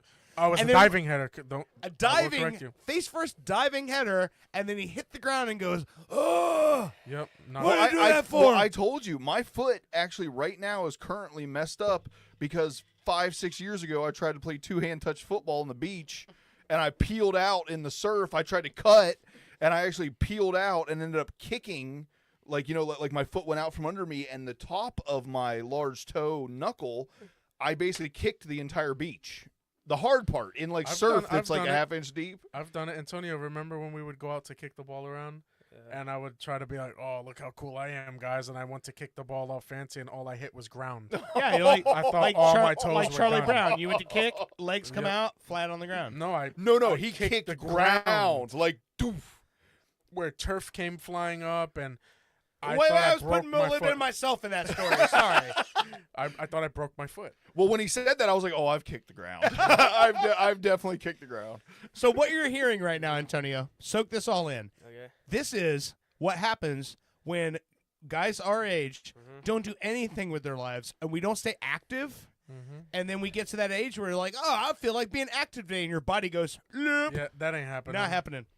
I told Sophia that, You know, I'd like to get back to soccer shape where I could play in like a 40-year-old league or something because I'm a couple years away, you know, maybe right under 40, but, you know, that may take me like a year if I did it consistently. And that doesn't count if maybe I have to get a MCL sprain or something, or, you know, repair something, you know, because every morning when I get up, I'm like, man, my knee's killing me, my ankle's killing me, this joint's killing me. I want to do it, but I don't know if it's possible. I threw my back out tying my shoes. My elbow's killing me just from typing at work. My shoulder's actually still sore. He's looking at all of us like, oh man, he's going to inherit the earth because we're no competition. He's like, I can keep you guys all off with just one hand. There you go. My shoulder's actually still sore from the 6 shovelfuls of dirt we pulled out of your yard the other one day. I'm like, oh, I couldn't figure out why I got out of the shower. I was like, I went to dry my hair. I'm like, oh, why did my shoulder hurt? How long ago was the hurricane? Which one? The last 3 one. months. That one. All right, so the kids were helping me wheel a generator in the house, and they dropped it on me, and I fell on my back. No, not they. Emmanuel did. Yeah, No. well, I'm He's like, taking oh, no credit for that. Well, to be fair, whenever it's time to do something around the house, Antonio's nowhere to be found. He miraculously He's has a soccer star. He doesn't do this stuff. You can't No, but fail if you I don't do try. it, I'm doing it right, though. That's the thing. No one else does it right. If I'm doing But it, I'm we doing won't it never right. know what that looks like because he's never doing it. So, Hey, if you don't do it, you can't fail. right. Listen, I'll get back. You miss 100% of the shots you don't take. Michael Jordan. I fell down and Quote the dolly, they dropped the generator on me. That was 3 months ago. Yeah. I still can't put pressure on my knee just getting on the bed. Damn, bro. It Yeah, hurts. And I got a massive lump in the side of my hand here. But how much of that is the generator and how much is that you just being old and fat like me? 90% me being old and fat. I slipped and the water in my house because, you know, it was wet. I feel like as a human being, we can survive having a generator dropped on He us. didn't tell you it was if a we were in shape. He didn't tell you it was a pocket generator. It weighs 4 pounds. Yeah, right. One of those little Harbor Freight in $89.95. It could only power a house fan, but it's louder than a Honda Civic. It's literally a 12-volt You know what I mean? air pump. Yeah, but you know what? I would get back to this. So I raced my oldest one day, and I barely beat him. This was maybe when he was like 14 or 15. And I beat him, and this was me being overweight. You could see the blood in your eyes, couldn't you, by the end of the race? And he was furious, and he goes, "Let's race again." And I said, "Never in your life. I will forever be faster than you." And now I'm 37 years old, and he's 18. Dad, you want to race? I'm like, yeah, I already am faster than you, and we'll never know anything else. Oh, that's not going to even give him the opportunity to win and that one. I went to race Emmanuel one day, and he cheated and like threw me to the side, and I fell down. Yeah, Anyway, I didn't even say go, and he went. Right? Did he get elder abuse on him? Who, me? Emmanuel. No, he was just, I was going to beat him, but he cheated, and till this day now he won't re-race me thinking he won. Does he know that the charges are elevated because he abused you and you're elderly? Oh, he knows I can still take him on, but anyway, and then just use that in your favor if right. you can. Yeah, absolutely. But Antonio, I asked him the other day, I was like, you think I'm still faster than you? And he's like, I don't know. I'm thinking, should I race him one last time? Look, he's saying no. He's not going to beat me. I want to give him the bet. I want to see. Like, I'm like, look, dude, these calves ain't big because I'm been overweight my whole life. You're like when Shawn Michaels called out Hulk Hogan at SummerSlam 2005 and lost to Hulk Hogan. Yeah. And when they said, why did you do that? And he said, I just needed to know. Yeah, I need to know. You need to know if. Yeah. I mean, I could tell you. Antonio's Hulk Hogan in this situation. Well, we're gonna find out. I mean, I liked having you on the show. I would hope you don't kill yourself just trying to race your son. Hey guys, it was sad news. Arthur was here last week. He raced his son. They had to bury him. He suddenly passed away after the race. Yeah. We're not sure if he won. Antonio, just for sake, he'll be like, yeah, my dad beat me. Antonio didn't even break a sweat. He tore 3 ACLs and we only have 2. So yeah, right? You only have 2 in your body, and somehow you tore a third one we didn't know about. You know what? I have something. The science community is honoring they're giving me a Arthur. Nobel Prize posthumously. Yeah, because he found a third ACL we didn't know humans had. Right. Antonio, how does it feel knowing that I'm your dad and I've coached you most of your life, and you've played on my teams and we've won a lot of games together? And do you still feel a difference now that all I can do is watch and I can't say anything? Or when I'm not at your practice because we're not allowed on the grounds when they're training, it's just once a week we're allowed to watch. Yeah. Are you like, yeah, I'll just take it easy today because I know my dad's not watching? Or are you like, man, I know he's there that one day.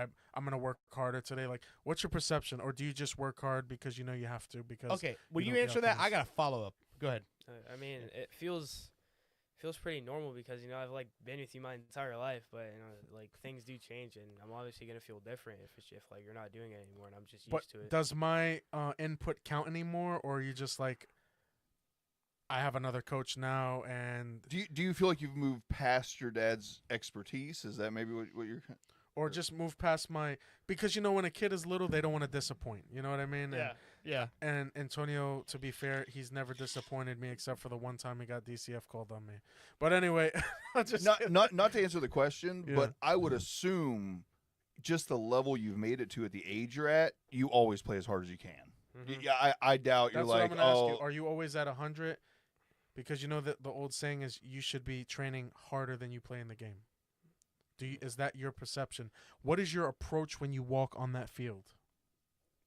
Just do my best and play as hard as I can. I mean, that's about it. I mean, I hate making mistakes. I just think that's pretty obvious. But yeah. Are you a different animal and the same beast? I don't know what that means. Kobe Bryant said that. Who wrote these questions? I was going to say. Here's my follow-up question. At this point in your life, you go out there, you're obviously playing at a level higher than most youth your age. Right. Mm-hmm. Is your dad now reduced to like the troll in the comment sections on YouTube? It's probably lower than that. No, let's be real. Do you think you would be where you are if it wasn't for your dad's support? I mean, no, because I don't really think I'd pick up soccer. I mean, don't make me cry, Antonio. I did that just for you. I know how to ask you questions. I did that just for you. Just baited it. Do you right owe up. your It's entire coming existence right now to your father's support and and mother? I apologize. Your mother's sitting right here too. I'm sure she has quite a bit to do with it as well. She specifically asked to be. I off will make you camera both cry, so she wouldn't be subjected to this garbage. Right.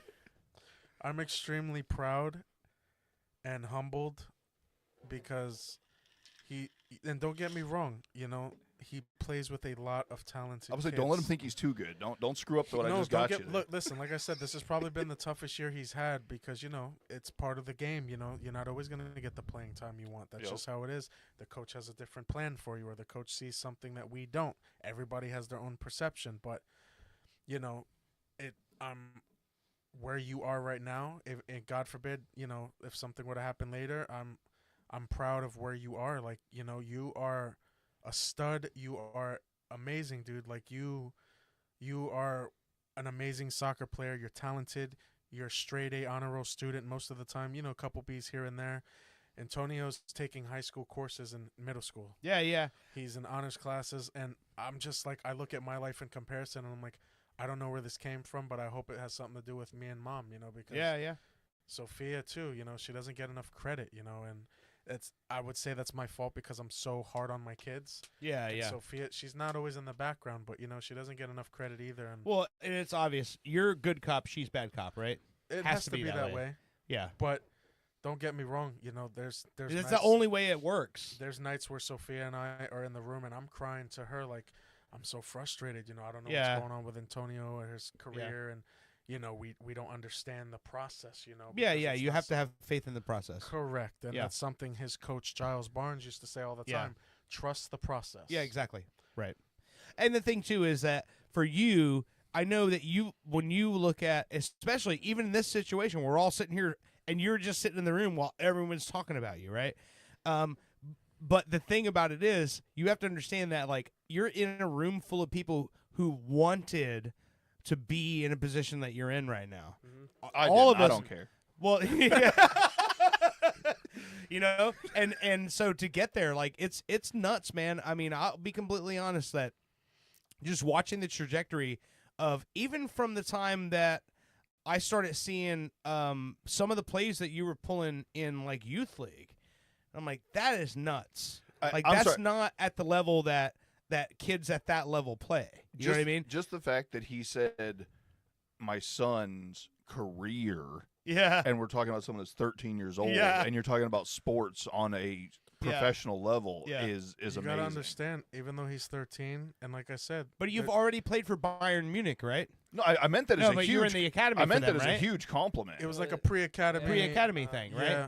But you were already scouted by. You've already been scouted by a European academy. There's a couple before you even got to this point. Correct. So and there's a couple in my DMs right now. I'm not gonna say their names just for legality. I don't understand. Yeah. But I get inboxed all the time. Yeah. You know, hey, we watching Antonio.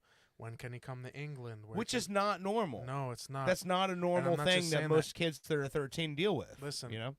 And like I said, and I would say something good about either of my other two sons if they were sitting here. My oldest, he's a college scouted volleyball player. And D, I remember being a kid, or when he was a kid. I remember when he was a kid, when you guys first started coming over watching wrestling at the house, right? Mhm. And I remember being, I don't know, half a bottle in the bag, Mhm. and ranting at the TV about something that happened on wrestling, knowing it was gonna happen, not knowing it was gonna happen, but knowing I know how they write this stuff. I know what they're planning on doing, right? And I remember D, like at like 6 or 7, looking at me and saying, and just basically telling me to like chill out and shut up. And he was like 6 or 7 at the time. So these are you guys came up in a totally different reality than any of us have because just the difference in times and everything. But do you think that where you're at with everything you're doing and with playing soccer and everything, how does that change the way you relate to like life in general? Like, do you think in like just the way you talk to, is it harder to relate to kids you go to school with and to friends and everything because they're not in that world? Or it just depends if like I feel like I don't really know. It's weird because if they're I don't really know. Wait, could you like re-ask the question? So like do you feel that you're better than all your friends? No. So obviously all your friends at school and they don't all play soccer. They're not all athletes and everything. So is it harder to relate to like the friends that are just trying to get good grades and go to homecoming and you're like working on this whole other thing that's separate from school? Do you feel, is it harder to relate to just the average kids that you're friends with at school because you do have all this other stuff going on? Yeah, like sometimes like they'll like ask me to go somewhere. Like this one kid, he asked me to like go to his birthday party, but I had a game that week, and he's just like, "Bro, just skip it." And I'm just like, "No, I'm not gonna do that." For example, Antonio's now forced to do online schooling because his soccer has taken up so much. He's training sometimes 5 days a week. Sometime, even this week, I think. You trained today, just this morning, and they did a scrimmage. And then in a minute, I'd like to talk strictly about some Orlando City stuff, on a positive aspect. Mhm. Talk about the benefits and things that have been given to you being in this position. But Yeah. I have a cool story real quick. I remember when Antonio was in 6th grade, and, he was going through his little growth spurt. All kids look chunky. Yeah. But he was still a great soccer player. Yeah. And he was the only 6th grader in the school to ever be team captain. Yeah. And that school, the school that he was at, Orlando Science, Mhm. they've never done anything sports-wise, more or less for soccer. My oldest son played for their soccer team. Yeah. And I think that year they were like 500. They had like 4 wins, 4 losses, something like that. Yeah. Antonio's first year on that team in that program, they win the middle school championship in their division. Oh, wow. And they don't lose a game. He played every single game. Well, there was a run there where I would just remember just following, because of your dad. You went on a run where you won a championship with every single team you played on up to a point, right? Mm-hmm. You So won it's tournaments, like, right. winning tournaments all the way up, like which is, and also I remember seeing the pictures, and it was like all these kids with their medals, and then Antonio with his hands on their shoulders, and he's like a head taller than all of them, and I'm like, that's his teammates. And then you watch the game, and it's like it literally looks like him out on the field just winning the game, and they're all just running next to him. Sometimes it would look like me playing with school kids, like kindergartners. Exactly. I'm Yeah, just, yeah.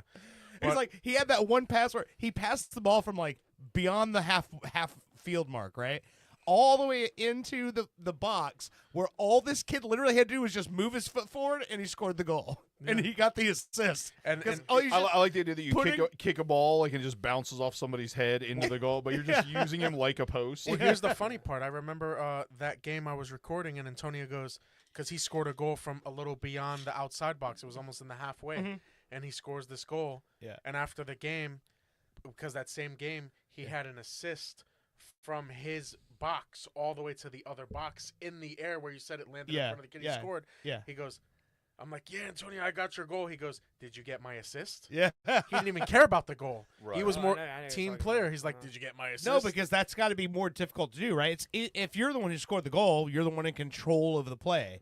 But if you can set somebody else up to score, that's probably a better feeling, right? Especially when they're worse than Yeah, you. no, I didn't really care about the goal. Yeah, yeah. It was. I mean, it was just all right. Yeah. That was it. I'm gonna ask you a couple questions, but more importantly, do you feel like being in the position that you're in, that do you have to hold yourself to a higher standard, being that you represent a professional organization? Yes. Yeah. And how so? I mean, it's just I have like a lot to represent now, so I mean, I have to, because it's like, you know, you have to be more professional if you're representing something like that's as professional. That like, Yeah. I don't know, it's hard to describe. I understand what you mean. You can't do stupidities because those stupidities can fall back on you. Yeah, like, when we went to Kansas City, you know, like you can't just mess around. Like my teammates, this is a really weird story. So they were in the elevator, right? They were just shouting stuff, and someone just like, you know, says something bad, and someone, nobody knew who it was, right? It could have been yeah, anybody. Right? Someone down the hall hears it, and he starts going crazy because, you know, it was like a These certain kids. word. Yeah. And like, anyways, they all bring us downstairs like as soon as they heard about it, and they The had like coaching the stuff. serious talk. Yeah, it was bad. Yeah. And it could have been anybody, but Right. it's like but you it was can't under be the in- assumption that, hey, if one of you guys said this, Yeah. this is unacceptable. Yeah. I think it was Yeah. one of the other kids staying in the hotel that wasn't on any of the teams. No, it was Yeah, someone on my team. somebody But somebody we- was. Yeah. See, you still got a little to learn. When Yeah. someone gives you that out, Yeah. you're supposed. Yeah. Oh yeah, but Yeah, it was yeah, supposed yeah. to be. It was somebody. It was We'll cut definitely that. somebody on the other team. Yeah, that's the magic of radio. We just cut it. I'm just trying to put you up on game. Yeah. When someone hey, I'm giving this man a learning moment here. When you or your team gets accused of something, and then it's found, true, right or wrong, that it wasn't you guys. When somebody gives you that out, you say, "Yeah, I don't know who it was." You know, you don't put it back on you guys. That's what I said. It could have I been never saw anybody. that kid. Yeah. That's like, yeah, it was us. We did it. Right. Come get us. No, it was definitely us, Dad. Shut up. But we were the only ones in the hotel on that floor where the guy heard it. Allegedly. Just say allegedly before. That's all you Yes, have to do. if you say allegedly before anything, you're good. Take the gloves off. The gloves don't fit. They don't fit. Mom's not gonna let him come back on the show after talking to me. She's like, "What did he tell my son?" No, but in all seriousness, you know, as far as you have to hold yourself to a higher standard. Yeah. Antonio, and I've seen this. He's the last one in the car at every practice and the first one there. Yeah.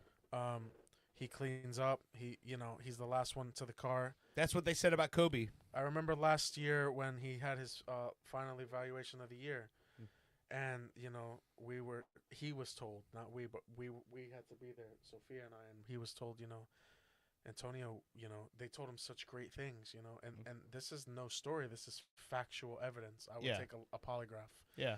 Antonio, we think you have potential to be, a big part of this organization one day, and the way you carry yourself and your leadership capabilities, and this is what he was told. And so now here we are, and it's like, all right, let's keep the ball rolling. Yeah. And it's obvious he's still going through a growth phase, because as a person that used to play, I can see it on the field. His agility's still not the fastest. I mean, but his presence alone. I remember a game this year where he had a back injury. He probably shouldn't have even played. Yeah. And we were losing 1-0 to a team that last year, I think you beat them 9 or 10-0. Yeah. I think so. And they were losing 1-0 the whole game. Yeah. And Antonio, they get him warmed up. He comes in. I think it was the last 15 minutes of the game. And I have these clips on video. Yeah. I don't care what anybody says. I'll show them. Antonio's playing center back. He's forcing kids out the box. He's making tackles. And this is with a bad back. He's probably playing at 60%. Yeah. They win the game 5-2. Yeah. Jesus. I'm not just saying this. I've seen it. I'm not being biased because he's my son. No, I've seen it since Antonio's presence alone on the pitch makes a difference, and can no professional convince me about that because I've seen it in professional games as well. Maradona wasn't. I'm not comparing him to Maradona in any aspect, but Maradona was not the most. Well, you're handcuffing me on where I can go with these Maradona I jokes. know, so but he didn't live the healthiest lifestyle. no, he let's put didn't. it that no. way. And Well, his or maybe he lived the greatest life of all time. Right. That's but his merely presence perspective. alone changed the direction of games. That's yes. Every good player will change the direction of a game, and you know, Antonio. I'm not just saying this. I see it. His teammates admire him. He admires his teammates. They are brotherhood, you know. And these kids, they do special things. When I watch them play, I'm so impressed watching them, you know. And I'm just, you know, I'm just super proud, and I hope for the best, you know, however far this goes, you know. Yeah. I'll tell you, I'll do a scared straight. Do it. I don't think that's necessary. And it isn't because you should he go along already with it just for the. Well, he already said that his buddy, you know, invited him to a birthday party, and he said no, you know, I can't go. I got to go to football or you know, soccer said it right, practice. football. If you ever get invited again, and you're like, you know what, I think I really want to go to that party. Just look at any of our three bodies, and that's your fucking that's your darn future. If you go to those parties and you consistently go to those parties instead of practice, this is what you're in store for. Or here's a better one: the first time that really hot female hits on you, and she's like, "Hey, Antonio, hey, my name is so and so. Just look at me." And I'm just kidding. No, seriously though, look at you know, your focus right now, your school. I can assure you, I tell my oldest this all the time. He's got a girlfriend. And I'm like, D, you're not filling out those applications. You're not contacting schools. You're not talking in the microphone. Oh, you're hanging out with girls. You know, you're not doing things. Yeah, you know, Focus on your future. Focus on your career. You have the rest of your life. For this aspect, so you don't just and everybody does all those things. The important thing is just to make the most important thing your and career, when he goes to and school, understand. Yes, you can put all those other things in your life, but you know you got to keep that focus. And when he goes to school on Monday, and his friends are like, "Hey, what'd you do this weekend?" He's like, 3 fat guys tried to tell me about what I need to be doing. He's like, I will never have an alcoholic beverage in my life. He's already doing all of it. He doesn't need us. Like he's handled. I was being funny, but he has accomplished more than me in my life already. Yeah, no, I'm just like, it's like this is like some sort of like Kesey acid dream, like Alice in Wonderland, where he's like gonna wake up the next day and he's like, no, these 3 fat guys are telling me all this stuff I shouldn't do, but I hadn't done it in the first place. I don't even know why I was there. I didn't even think about doing it until they brought it up. You know what? I wonder what this is like. Right. You remember Daniel O'Brien? I don't even know. Daniel Bryan, the wrestler? Yeah, I remember. That's when he was a kid. He used to do that. Yes. I just remember that watching wrestling when he was a kid. He came to wrestle matches with us. I'm just trying to relate to the man in something I know. I really got to get rid of. I understand. That. I don't know how much longer y'all want to go here. No, we're getting ready to go to break. Yeah, we're gonna go to break. It was a long interview, and look, it's your first time talking to people who are lesser than you, and that's gonna be including your father. The rest of your life is gonna be this, and even if you get to a level where you're like. You're winning like, you know, golden boots and stuff like that. The people who have a problem with it are going to be lesser than you. That's what's going to happen. So, well, I'm just going to say, if you start winning golden boots and stuff, don't forget where you came from. Come back and see your roots. Exclusive interview. Yeah. But for the rest of your life, tens of people hear this. For the rest of your life, what's going to end up happening is you're going to do amazing things, and then people who have never done anything are going to have a problem with it. That's what happens, you know? Is there anything positive that you would like to say about where you are right now and, you know, your Orlando City experience? And because, you know, at the end of every year they make cuts. And, you know, I'm not just saying this about Antonio. There may be they may say, hey, you know what, Antonio, you know, we don't see this happening right now. You know, good luck, and we'll keep looking at you. It happens to kids every year. We see it. Are you prepared for the possibility if something like that were to happen? Like, you know, have you thought about that, or, you know, how do you feel about it? I mean, I don't really have an option but to be prepared if something like that happens. So you kind of have to go into it thinking that could be. I remember Jason Terry, who's a basketball player. Yeah. Jason Terry used to say, and he played into his 40s in the NBA. Yeah. Which is crazy to think, being 40 Especially years for old. a guard. Exactly. But I remember he used to say every single season was an audition for next year. That's the way he always looked at it. I'm like, and I remember hearing him say that, and like, that's the greatest like mindset to have. He's like, I don't care how well this team does or whatever. Every single game this season is an audition for who's going to sign me next year. So I think that's kind of the mindset you have to have, right, as a player. So they go, if this doesn't work out, someone is seeing this and is going to want some of what I'm doing, on their end, Like I said, I don't know much, but I see a young man here who's very confident, but not overconfident or big-headed. Very humble, very humble. And I expect great things. This is my first time meeting you, so don't disappoint me.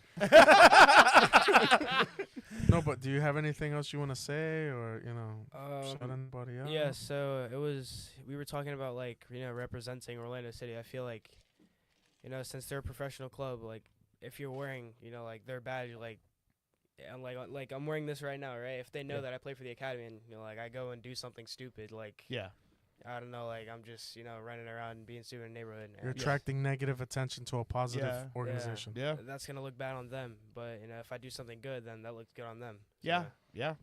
So you're basically saying you lead by example. Yeah, pretty much. Oh, I thought he was saying if you're going to do something bad, you just make sure not to wear the shorts. Allegedly. Remember, allegedly. Yeah. I'm going to put on my Atlanta United gear right now and then go rob a house. I don't. Don't do that. No, I'll put on my Red Bulls jersey. Does Orlando City have shiesties or shiesty mask or no? We're in Orlando. It doesn't get that cold. Hey, where they wear shiesty masks, they don't get that cold either. Right. Yeah, you're right. Well, has nothing to do with the weather. Maybe if we get to the other side of town, perhaps. All right, so we're gonna take a quick break. Hey, Antonio, listen, man. Anytime you want to come hang out and come talk to us, obviously, I know this is not your favorite position. See, I always want to throw that word in because I know. it colors things we so did nicely. good. We did like 3 times in the last hour. That's good for us. I throw that word into songs where it doesn't belong. That's my thing. I say it every time That's I go to the my bathroom problem. in the morning. I throw it That's at my kids my when they frustrate problem. me. I'm not going to project that onto other people. Right. But yeah, and I know this is not your thing, but I mean, as you progress, I mean, we'd definitely like to talk to you again and everything. Your I mean, I've journey- watched it since you're a kid, man. I Your mean, journey's it's been cool. followed It's for cool a to very see. long time. Yeah, it's awesome to watch this. I remember I got you tickets to Royal Rumble. No, was it Royal Rumble? No, it was a SmackDown. SmackDown? Yes. I got you into SmackDown, Yeah. so And I want- Emmanuel didn't have to wear the shirt that said "I got suplexed by Brock Lesnar." That's right. You remember that shirt? Yeah. I remember that. So I'm just saying, one of these days, tickets. That's all I'm saying. But we're gonna take a quick break. You've been listening to Pop Culture Radio. We will be right back. DXG coming with some new underground shit. Hold your gas and watch your back, 'cause we gon' make them all drop.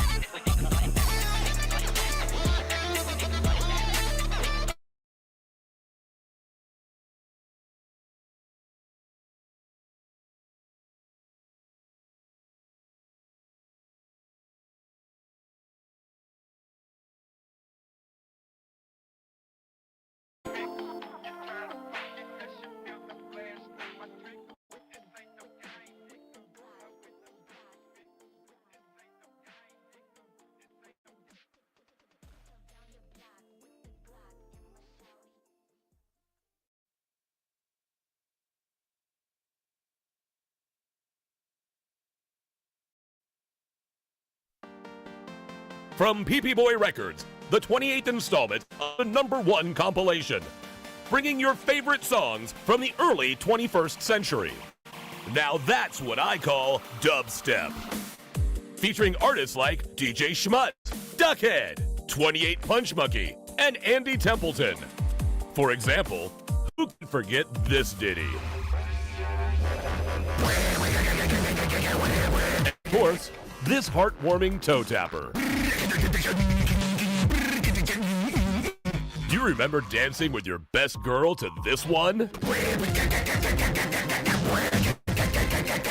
It's a blast from the past, from your bar mitzvah. Nothing says mazel tov quite like this.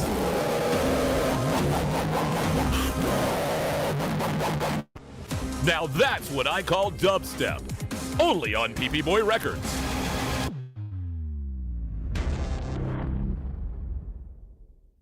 The war on vending machines is hitting closer to home. It's hitting the workplace. Salutations! My name is Dr. Patience McCracknuts, PhD. Reap the benefits of healthy living with Dr. McCracknuts' line of tasty vending comestibles. And because Dr. McCracknuts knows a thing or two about those mid-afternoon doldrums and lethargy, we have started dispersing vitamin B12 syringes in all vending machines. Lift your spirits and carry on, ladies and gents. Your hunger just met its worst nightmare. Dr. McCracknuts. Coming to a vending machine near you.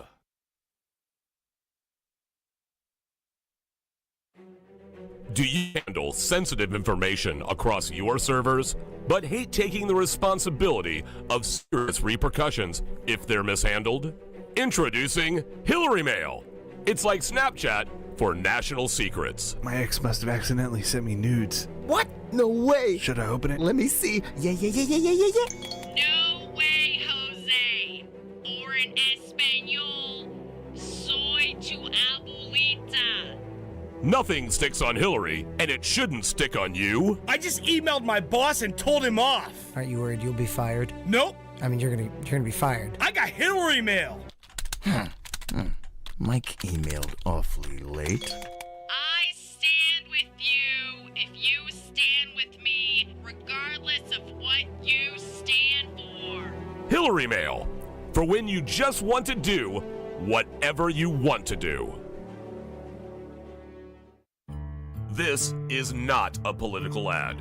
If it were a political ad, you would know, because it would begin with dark and somber music as I talk about the person I don't want you to vote for, like this. Also, I would drop my voice a little to sound more ominous as I tell you things about the candidate that are designed to scare you about the future if they were elected. Facts are not important here because I'm just trying to manipulate your feelings. But I don't want to end there. Now I want to make you feel good. So we'll switch to more upbeat music here, as I now tell you the person for whom I want you to vote for. Again, facts are not important here. We will just say things like our candidate will provide better schools, and lower taxes, and puppies and kittens for all. Finally, if this were a political ad, you would hear a statement about who is paying for this, like a political action committee, which raises millions of dollars from the very wealthy with hopes of getting you to vote for the candidate that they think will benefit them the most. The Phillips File is responsible for the content of this ad about the making of a political ad.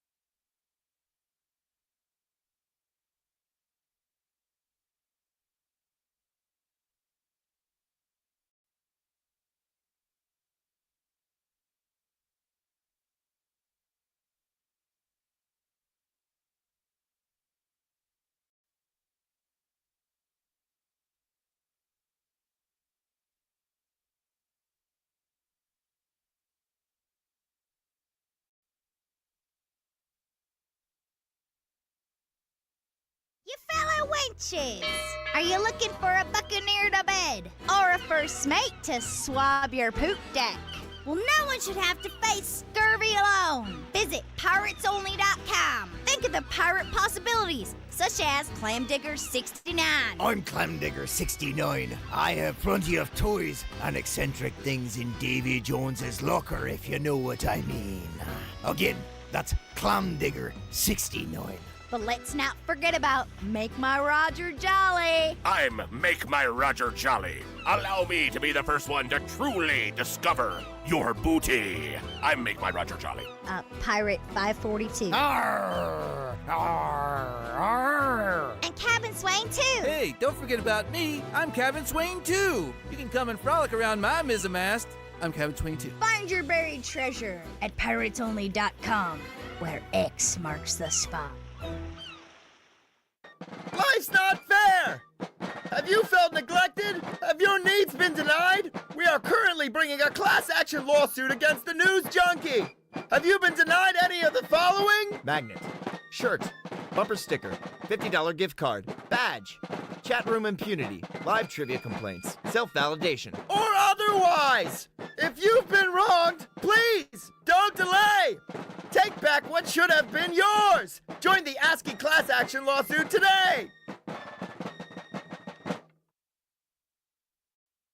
If you want to live your best life, you need to call me, Jake Berman. My life revolves around sports, but maybe yours doesn't. That's why I'm introducing the Jake Berman Betterment Program. Let's hear from a few satisfied customers. He's changed my life. His classes, they mean everything to me. Excuse me, You sorry. need something? Cheryl, I'm gonna need those reports on my desk that we talked about by 5. Do you see my lips move? I am talking to I'm sorry, I a didn't realize that friend. you were talking to Can't someone. you see I'm talking to someone? But don't take my word for it. Jake's teachings really helped me process the death of my grandfather. Here we are to honor this man who loved immensely, who held tightly, who caressed. Hey, gently. come on! Is this a wake or a wake me up? Wrap it up, buddy! Come on! I'm Jake Berman, and the next time you wake up, you'll be that guy. Call 415-239-9878-61515.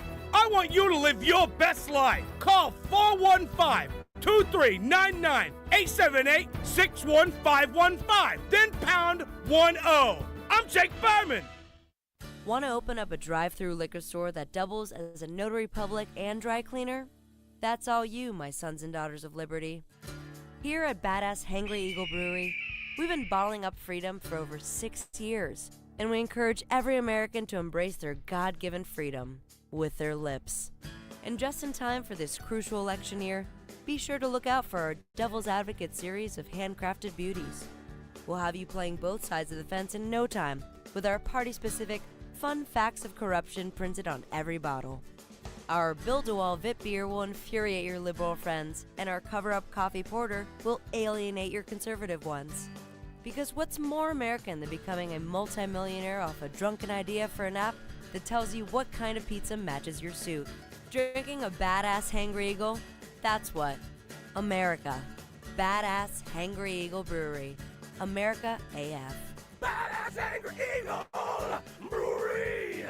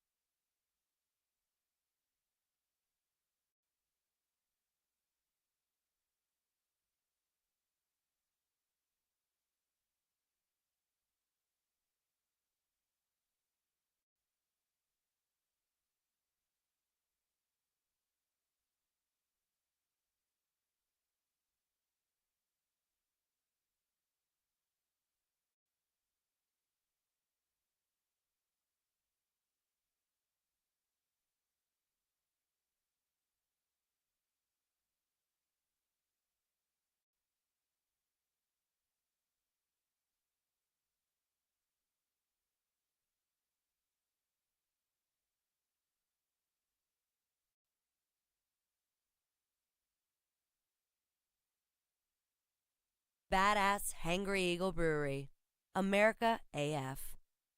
Just in time for the political season, PP Boy Records presents Ragtime Election Time, a collection of only the finest political parody songs featuring Killary and the Clintones with their version of the Deleted Emails Blues. The deleted email blues. Thank you. And the hit single Trump Dumps by the Trump Tonights. I'm in the dumps because today's Donald Trump's got this election all in a spin. I would be remiss to not mention the Bernie Sanders should have been nominated with their smash hit, Bernie Sanders should have been nominated. What's got you so agitated? What's got you so agitated? What's got you so agitated? Bernie Sanders should have been nominated! Ragtime Election Time, only on PP Boy Records. Get political with funny. Every year, people spend thousands of dollars on pedigreed show-quality dogs. Fancy, right? Now look at your own dog. I'll wait. Feeling like the dollar value of your beloved pooch might be a little lacking? Hi, I'm Charlie Sousa. With my patented formula for canine restoration, my team and I flipped over 800 dogs last year alone. And this year, we hope to double, triple, or even quadruple the value of your domesticated best friend. Paid $100 for your chihuahua at a rescue shelter? We'll take that little shaky son of a bitch and duct tape a spoiler to his hiney, increasing downforce and road traction. Bingo, bango, bongo! That mutt is easily worth his weight in pure commemorative figurines. It's as easy as that. Has Rex's eyesight started to fail in his twilight years? My system will teach you to prop him up in front of a piano while wearing sunglasses as we pipe in the music of a beloved king of blind piano, Ray Charles. Rex's net worth has just increased by 11%. It's just that easy. Flip That Dog LLC is the only solution you'll need for all your dog estimates, restoration, and reappraisals. Hire us today or buy my new book, Life's a Bitch, and Now I'm Rich, by Charles Sousa. Call now. Don't spend money on your pooch. Make it. Flip that dog. Woo!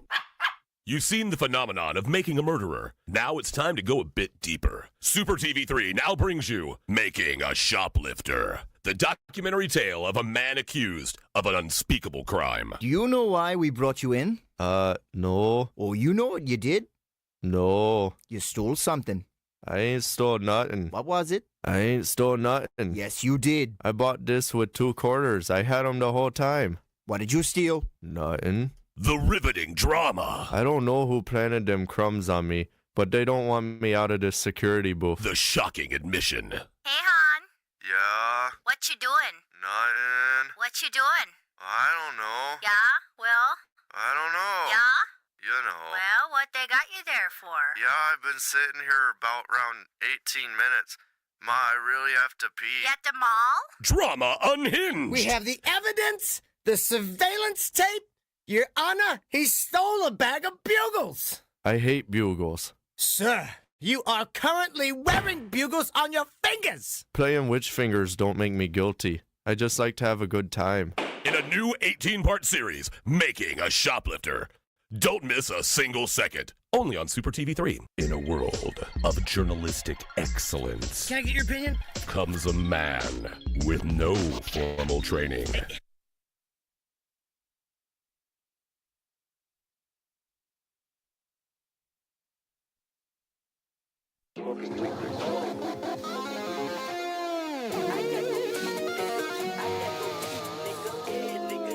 Several weeks later, after smoking weed, Marty involved Gray.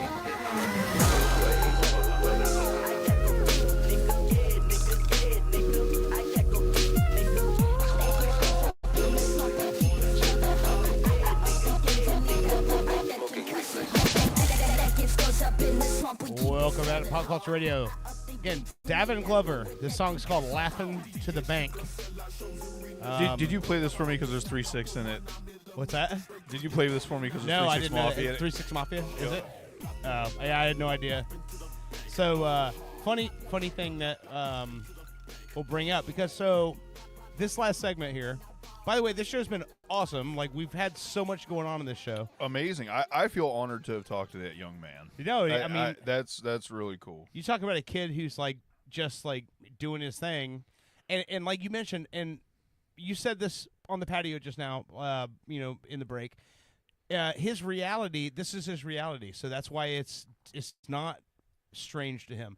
Like it would be strange to me to go, hey, you're 13 and your national team is calling you up to come play a tournament overseas. That would be strange for us. But if you're 13 and that just happened to you, yes, it's cool. Don't get me wrong, and Yeah. he knows that. He Yeah, can tell- yeah. But it is not the same level as if you take a 40-year-old, make them 13 again, and then make them, a professional athlete. Right, it's right. a whole that we see it as a whole different level of oh my god. You know? exactly right. Also, even not, it's impossible for him to have the point of view of people who have lived 30, 40 years and go, wow, what is happening right now is setting me up to have a good life, a life that a lot of people would yearn for. Right. You know? And I think all of us, like, we didn't know. I mean, I'm going to go home and kill myself. But I think all of us, like, whatever you look back on as, like, being like your glory days, you didn't know at the time that it was your glory days. I actually meant to say something like that Yeah. to him, but at the same time, that doesn't. Even if you say something like that, everybody told you when you're younger, boy, value this time now, because later on, life isn't a box of peaches, Yeah. blah blah blah. And you're like, yeah, whatever, old man, shut up. Yeah. And then you realize you peaked at 19, and you're like, fuck. Yeah, but maybe that's but that's what's funny is if everything kind of plays out the way it has been for him, this won't be his glory days. He hasn't Right, even reached right. those yet. He's still on the upward trajectory. So everything coming after this point is it should be better than even what he's doing right now. You know what I mean?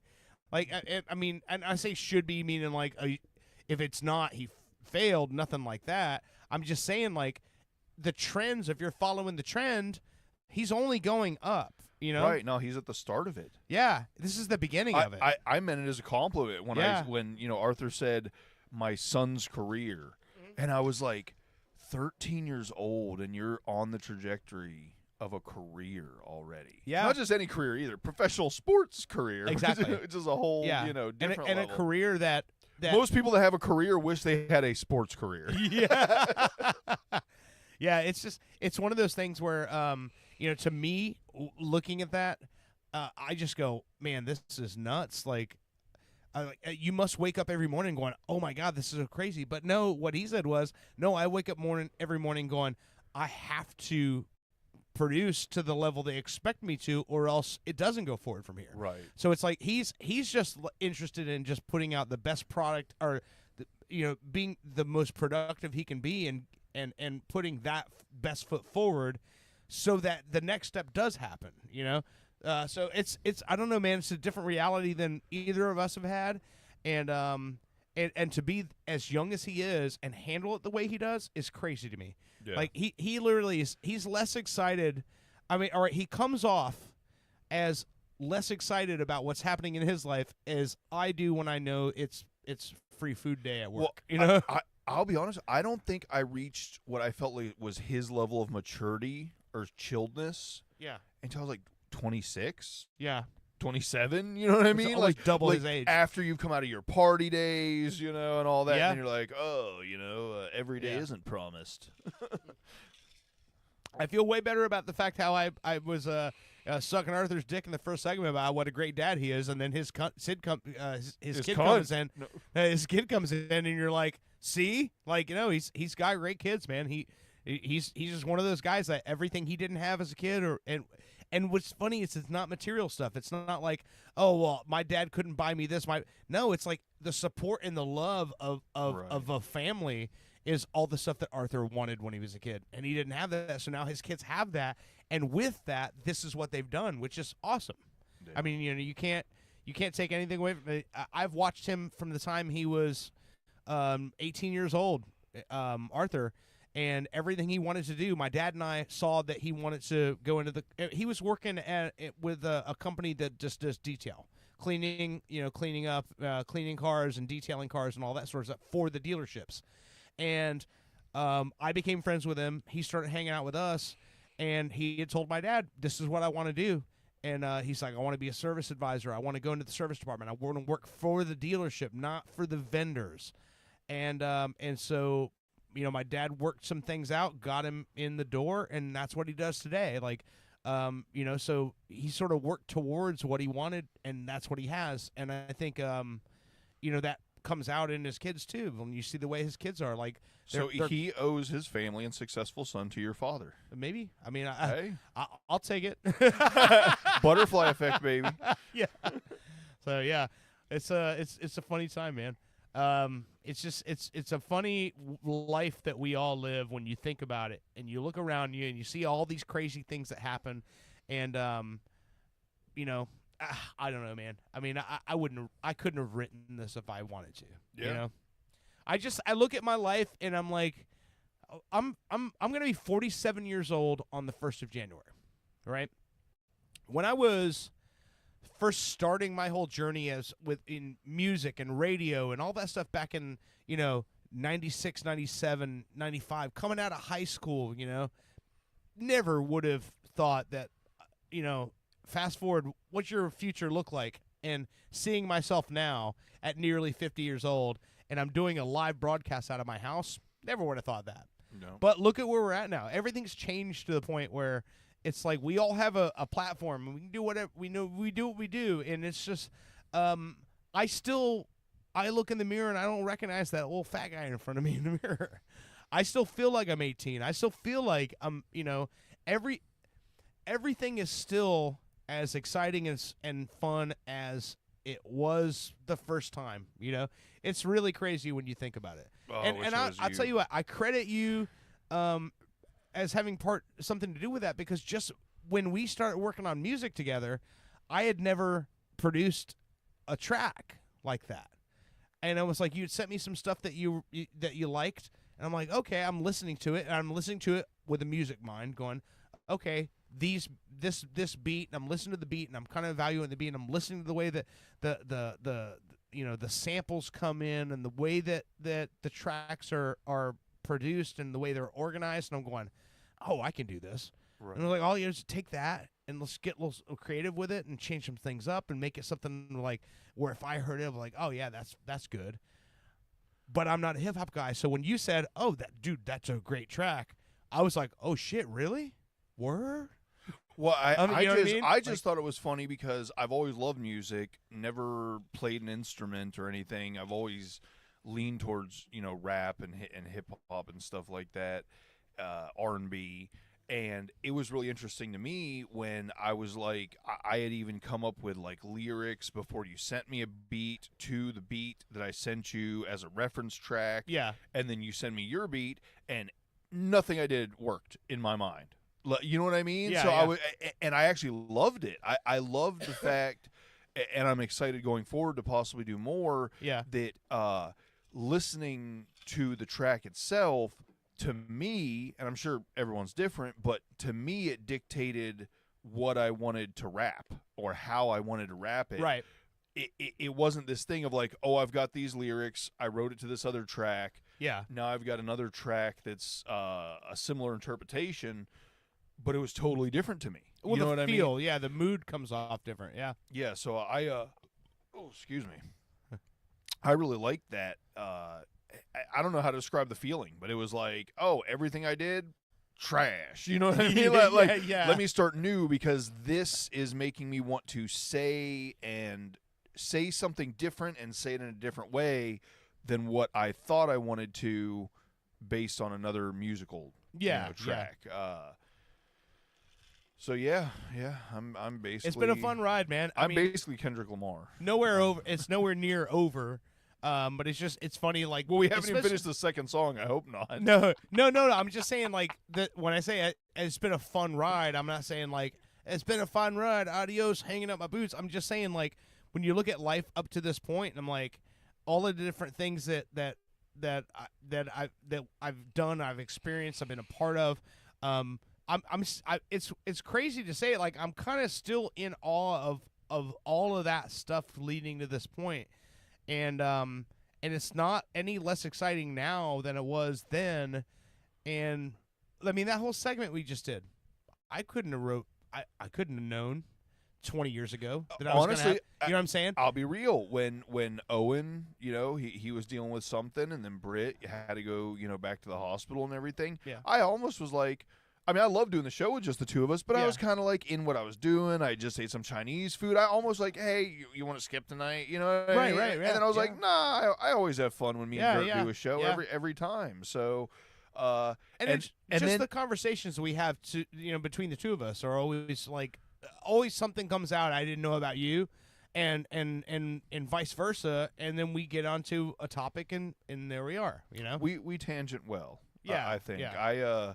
I told you earlier on the first couple shows that we did with just the two of us. I was like, I don't think this is gonna work. I don't think I can talk that much, or I don't think it would be that entertaining just listen to two people talk. Yeah. But I've listened back to the shows we do, and I enjoy them. I think they're fun. It's always fun. I mean, and I always listen to it like I stopped a long time ago listening to anything I do and trying to put myself in the position of someone listening who doesn't know us, because well, it's impossible. There's really. no winning that. So I always listen back to anything we've ever done and listen back to it as an, am I proud of what we put out? Am I proud of where the conversations went? And I just look at that. Does it represent me, or does it represent who we are? And I've never been disappointed by any of that. So that's kind of the way I look at things. I'm proud of the audio. Yeah. When I look at the video, ooh, there's homeless Donahue again. Yeah, but you got the beard coming back now. It's good. Fat homeless Donahue. Fat homeless Donahue. That hasn't gone white yet. My beard. Yeah, my beard is definitely. You're starting to teeter on that territory of Negan from Walking Dead. Well, my sister was like, "Oh, you got a nice salt and pepper thing going on." I was like, "No, it's mostly pepper." Yeah. Or no, mostly salt. Yeah. Sorry. I can't even fucking say that joke right. So, one of the things I teased earlier in the show that I definitely want to end the show with is the segment here. And I talked about your Amazon algorithm that you totally butt fucked. Yes. Right? So, we talked about it before. We can say butt fucked again. Yeah. It was so hard to restrain ourselves from vulgarity. Yeah. I mean, it was embarrassing. I don't know if you realize it, but we've already broken that, like, from the beginning of this whole segment. Like, It's just who we are. It's what we do, right? And I want to say, if anyone ever says that I don't have self-control, listen back to that segment and how many times I didn't say fuck. I mean, we did really good. It was like right at the start. We pat forgot myself a on the little back. bit. We're starting off, and then we're like, oh yeah, flip that switch. That's not what we're doing. And we had a good segment. And we talked to a young man, and we didn't say fuck. There was no bodily fluid references. No P. Diddy. So we are capable of doing that. It's just not as fun, and it's not who we are, so that's what we do. It's not natural. Right. So, speaking of Spotify, right? So, I'm sure all of you who are on social media have been seeing everyone share their Spotify rap.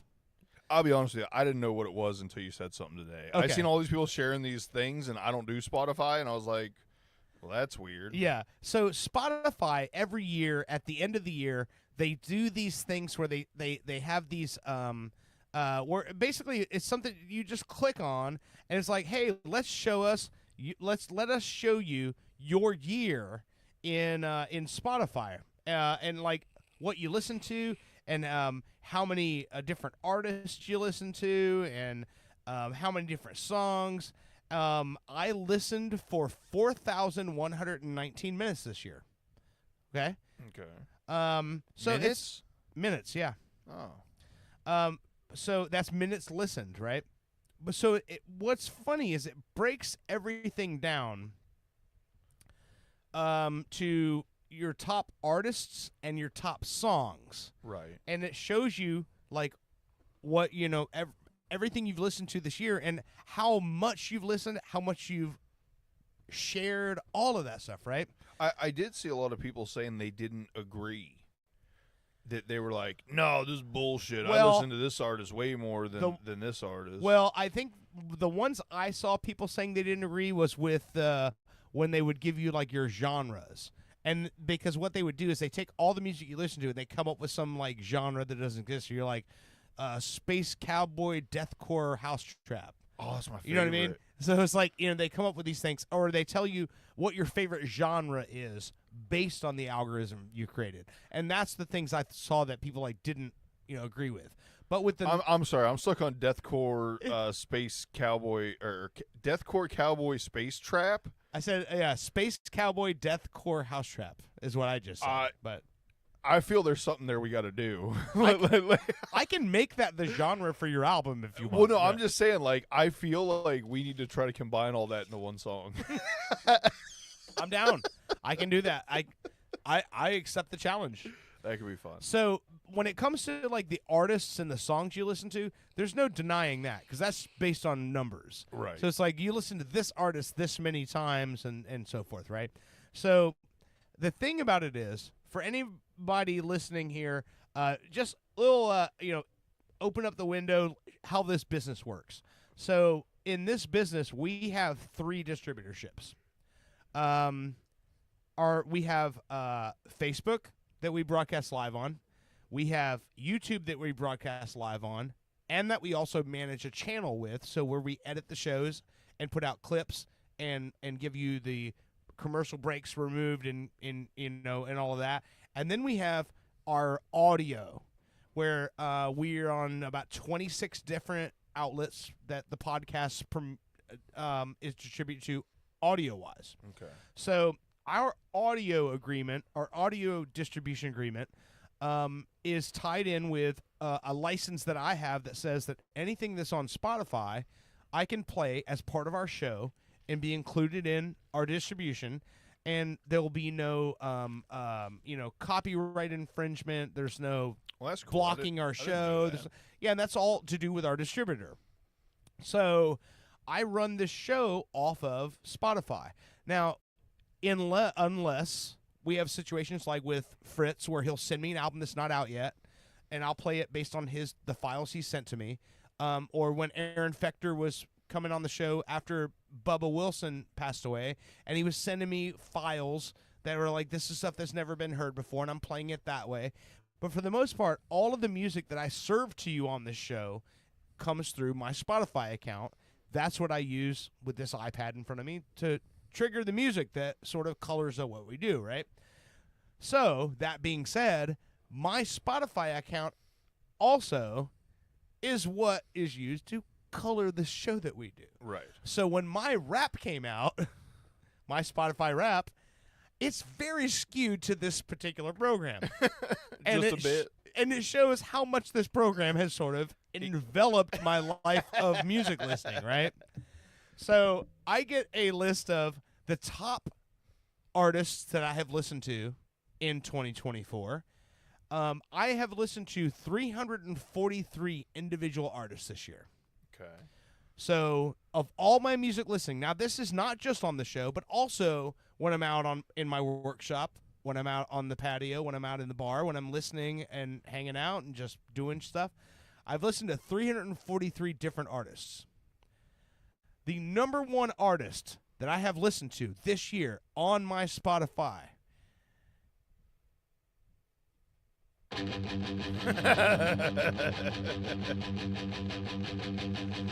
American Party Machine, who provides the theme song to our show. This song is called Runnin' Wild on their 2014 album, Never Forget. So this song is my most listened to, they're my most listened to artist. So if you think about it, how many shows we do over the course of a year? Well, so that was the funny thing. I didn't say it before, but I was going to bring it up once we got into this segment. I honestly, if it was me, if I was you, yeah, I would feel like that would still not necessarily be my number one. I would feel like, say even if that was my this is my account, right? Yeah, and I run the music for the show, right? I still feel like 3 6 Mafia would be like number one. You know what I mean? Like, yeah, I know what you mean. Or do you listen to maybe music in other ways than Spotify? Like me, I just play it all off of YouTube. Sometimes I do stuff off of YouTube. But I think also me, it's like I do a lot of shuffling randomly. So I like to pick music that it's like that where I might not necessarily be picking what's playing. You know what I mean? Right. I guess the reason I bring it up is because it's once a week. Right. And I feel like I listen to my favorite artist more than once a week. Yeah. That's why I feel No, like, I know what you like mean. I said, that's why I feel like it's a little odd. I had several people on my Facebook, they posted theirs, and they were like, this is crap. I listen to ICP way more than I listen to Tech Nine this year. You know what I mean? Right, so, right, so right, yeah. I don't know. I don't know, Maybe but- it's skewed. Maybe it's not. I would feel like as a music guy, even the fact that, yes, you play that band once a week, because you said they separated by band, right? I would be surprised. artist, that, that there's not another artist that is just like who you enjoy listening to. Yeah. That isn't above that song.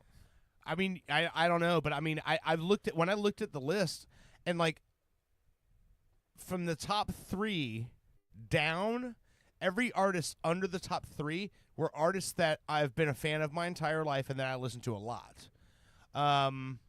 So I don't know if it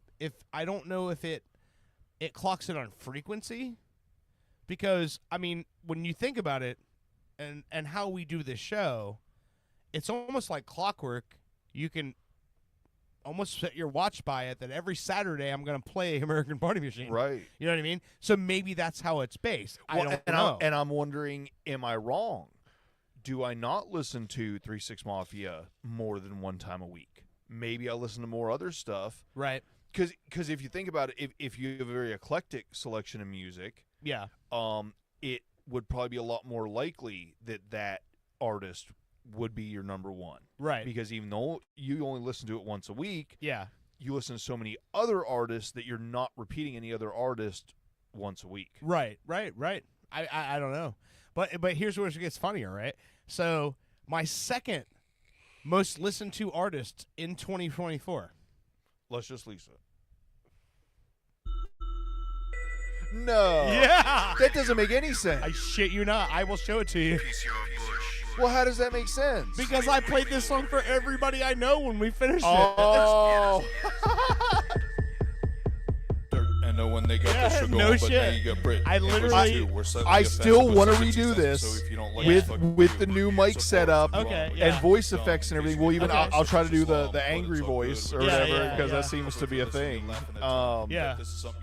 Yeah, I think we could actually think about this, but Violent J doing it. It would Oh, sound yeah, better, yeah. right? Yeah, Like, yeah, for I'm sure. gonna and I like the ad libs. We'll leave the ad libs, but now that I know what ad libs are there, I can probably play more into it. You know. So what I would say is like, think of this as the single version, and when we put the record out, when you put your album out, we'll have a different version of this song on the album. You know what I mean? Hell So yeah. we can change it up a bit. We can beef it up, soup it up and all that. That's amazing. I would have lost that bet. I would have never ever guessed that was the second most. Well, But that's- it's funny that's because great. like I actually saved the. That's flattering. I like it. I saved. Look.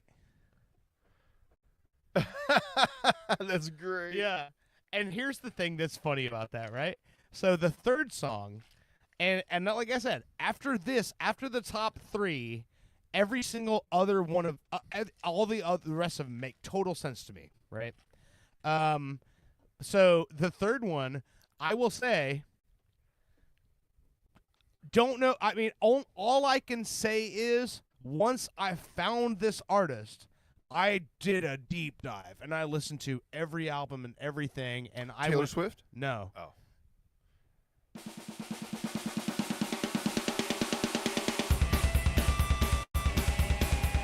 The Fat Dukes of Fuck. Oh shit! Yeah. I almost said oh god.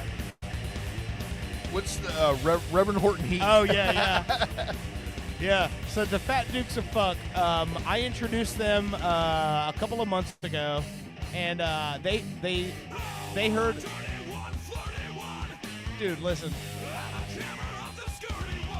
Have they listened to our show? I feel like our Yeah, show they have. is in their vein of like. They have. They've listened to the show. They sent me a care package.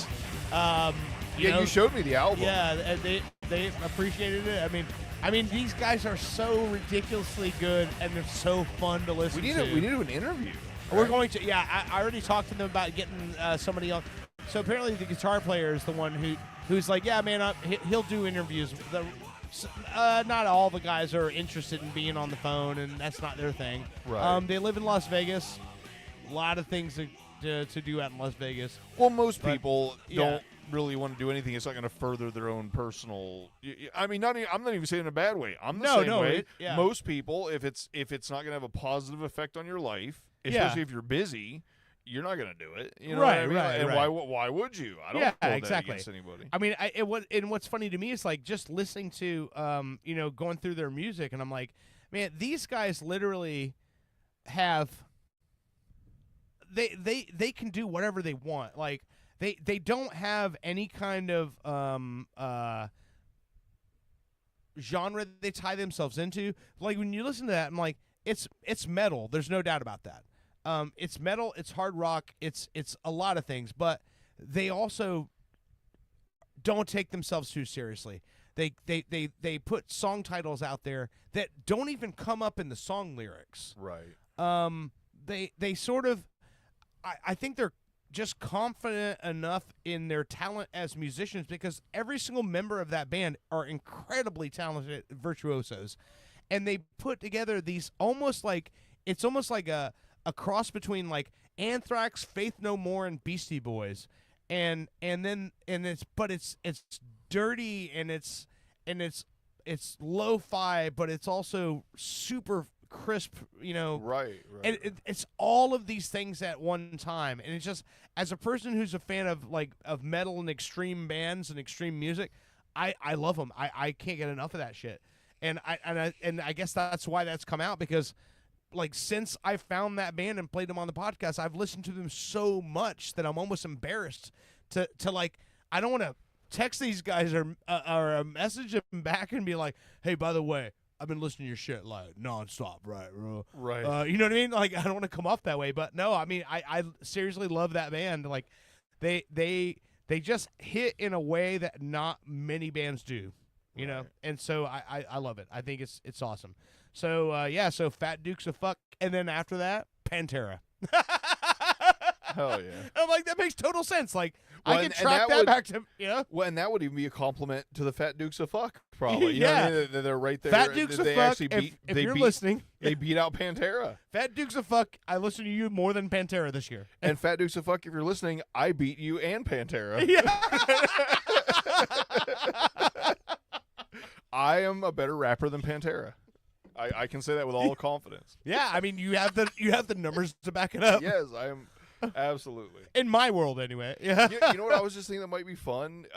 One night, if you got time or whatever, is we actually try to just sit here and create try to do a song like in a night. Like, just live. Literally. Just do it. Well, I don't know about live, but me and you just chill out and actually try to put a song together in one night and see what we come up with.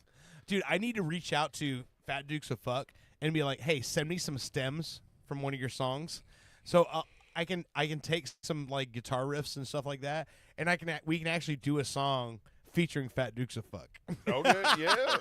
Like sample some of their stuff into some beats we're working on. It'd be fucking funny. I mean, let's be real. The only way I'm going to succeed is if I somehow, ride the coattails of somebody who's more successful than me.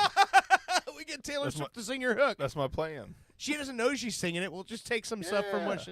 Yeah, there you go. Yeah. So that's my Spotify rap this season. And what's funny is so this year, hang on, I'm pulling it back up again. What is really funny to me is that there's one artist that popped up in my top artists that I honestly, I mean, we listened to him a lot. I showed you a lot of things from this guy, but he snuck in there pretty hard. Is Anthony Vincent. Oh yeah. The dude that does all the different voices and versions. Yeah, he popped up in there pretty clear. And also, I will say I don't know how big he was already before you showed him to me, but I've haven't searched him or went down his rabbit hole or anything. And he pops up probably one of every 10 or 20, just scrolling through my audit. He's blowing up really hard right now. No, he's definitely that guy's catching on. He's got something there. Yeah. There's a new video. I'll show you when we finish the show. I'll show you this video, but he's got a new video out that's pretty ridiculous because he's performing the song as Slipknot. So he's wearing the masks and everything, and it's authentic as shit. He sounds just like Corey Taylor. And it's a song that should not be sung that way. Okay. It's really fucking funny. Hell yeah. But, so I mean, I don't know, man. This is I think we're good. This yeah, I mean, this we're not show's going been to fun. top. We're not going to top the second segment. No, so, we're never going to beat that. So let's fucking haul it out. This last song. This is again, Davin Glover. This song is called "Slashin' Fruit," and I'm only playing this song because I've literally played. So he doesn't have a whole lot of stuff online yet. And actually, this song is from a artist named James Stent. Don't know who this guy is, but it's featuring Davin Glover. And I think it's at one point he had a Fiverr account where he would solo over top of your song for $25. Okay. Now all that's on hold. Because remember I was telling you I was going to hit him up for it. It's on hold, so I don't know if he's just got so much stuff happening right now that he's putting on hold. But I'm gonna get this guy on the show, come hook or crook. But yeah. So this is a Slashin' Fruit. Let's see here.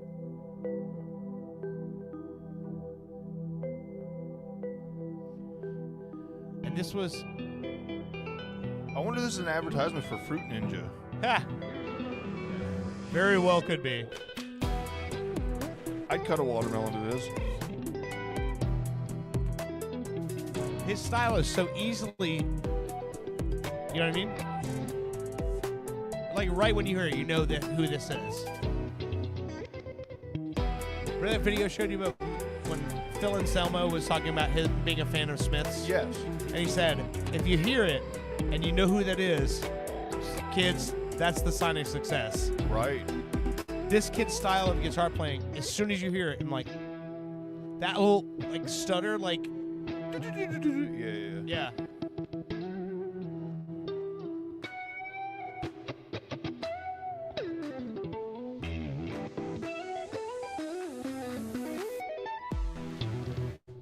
It's so clean. It sounds digital. It's so clean. It sounds digital. It does. It absolutely. Like I said, I'm curious. I'm curious for you to show Fritz and see what he says about this dude. Because I feel like Fritz will take from this. You know what I mean? Sure, and be like, oh, I could try that. You know? Yeah. Oh, yeah. So you've been listening to fat guys tell young people how to live their life. Fat guys telling people more successful than them how to better themselves. Yeah. All right. We'll see you guys again next week. Have a good night.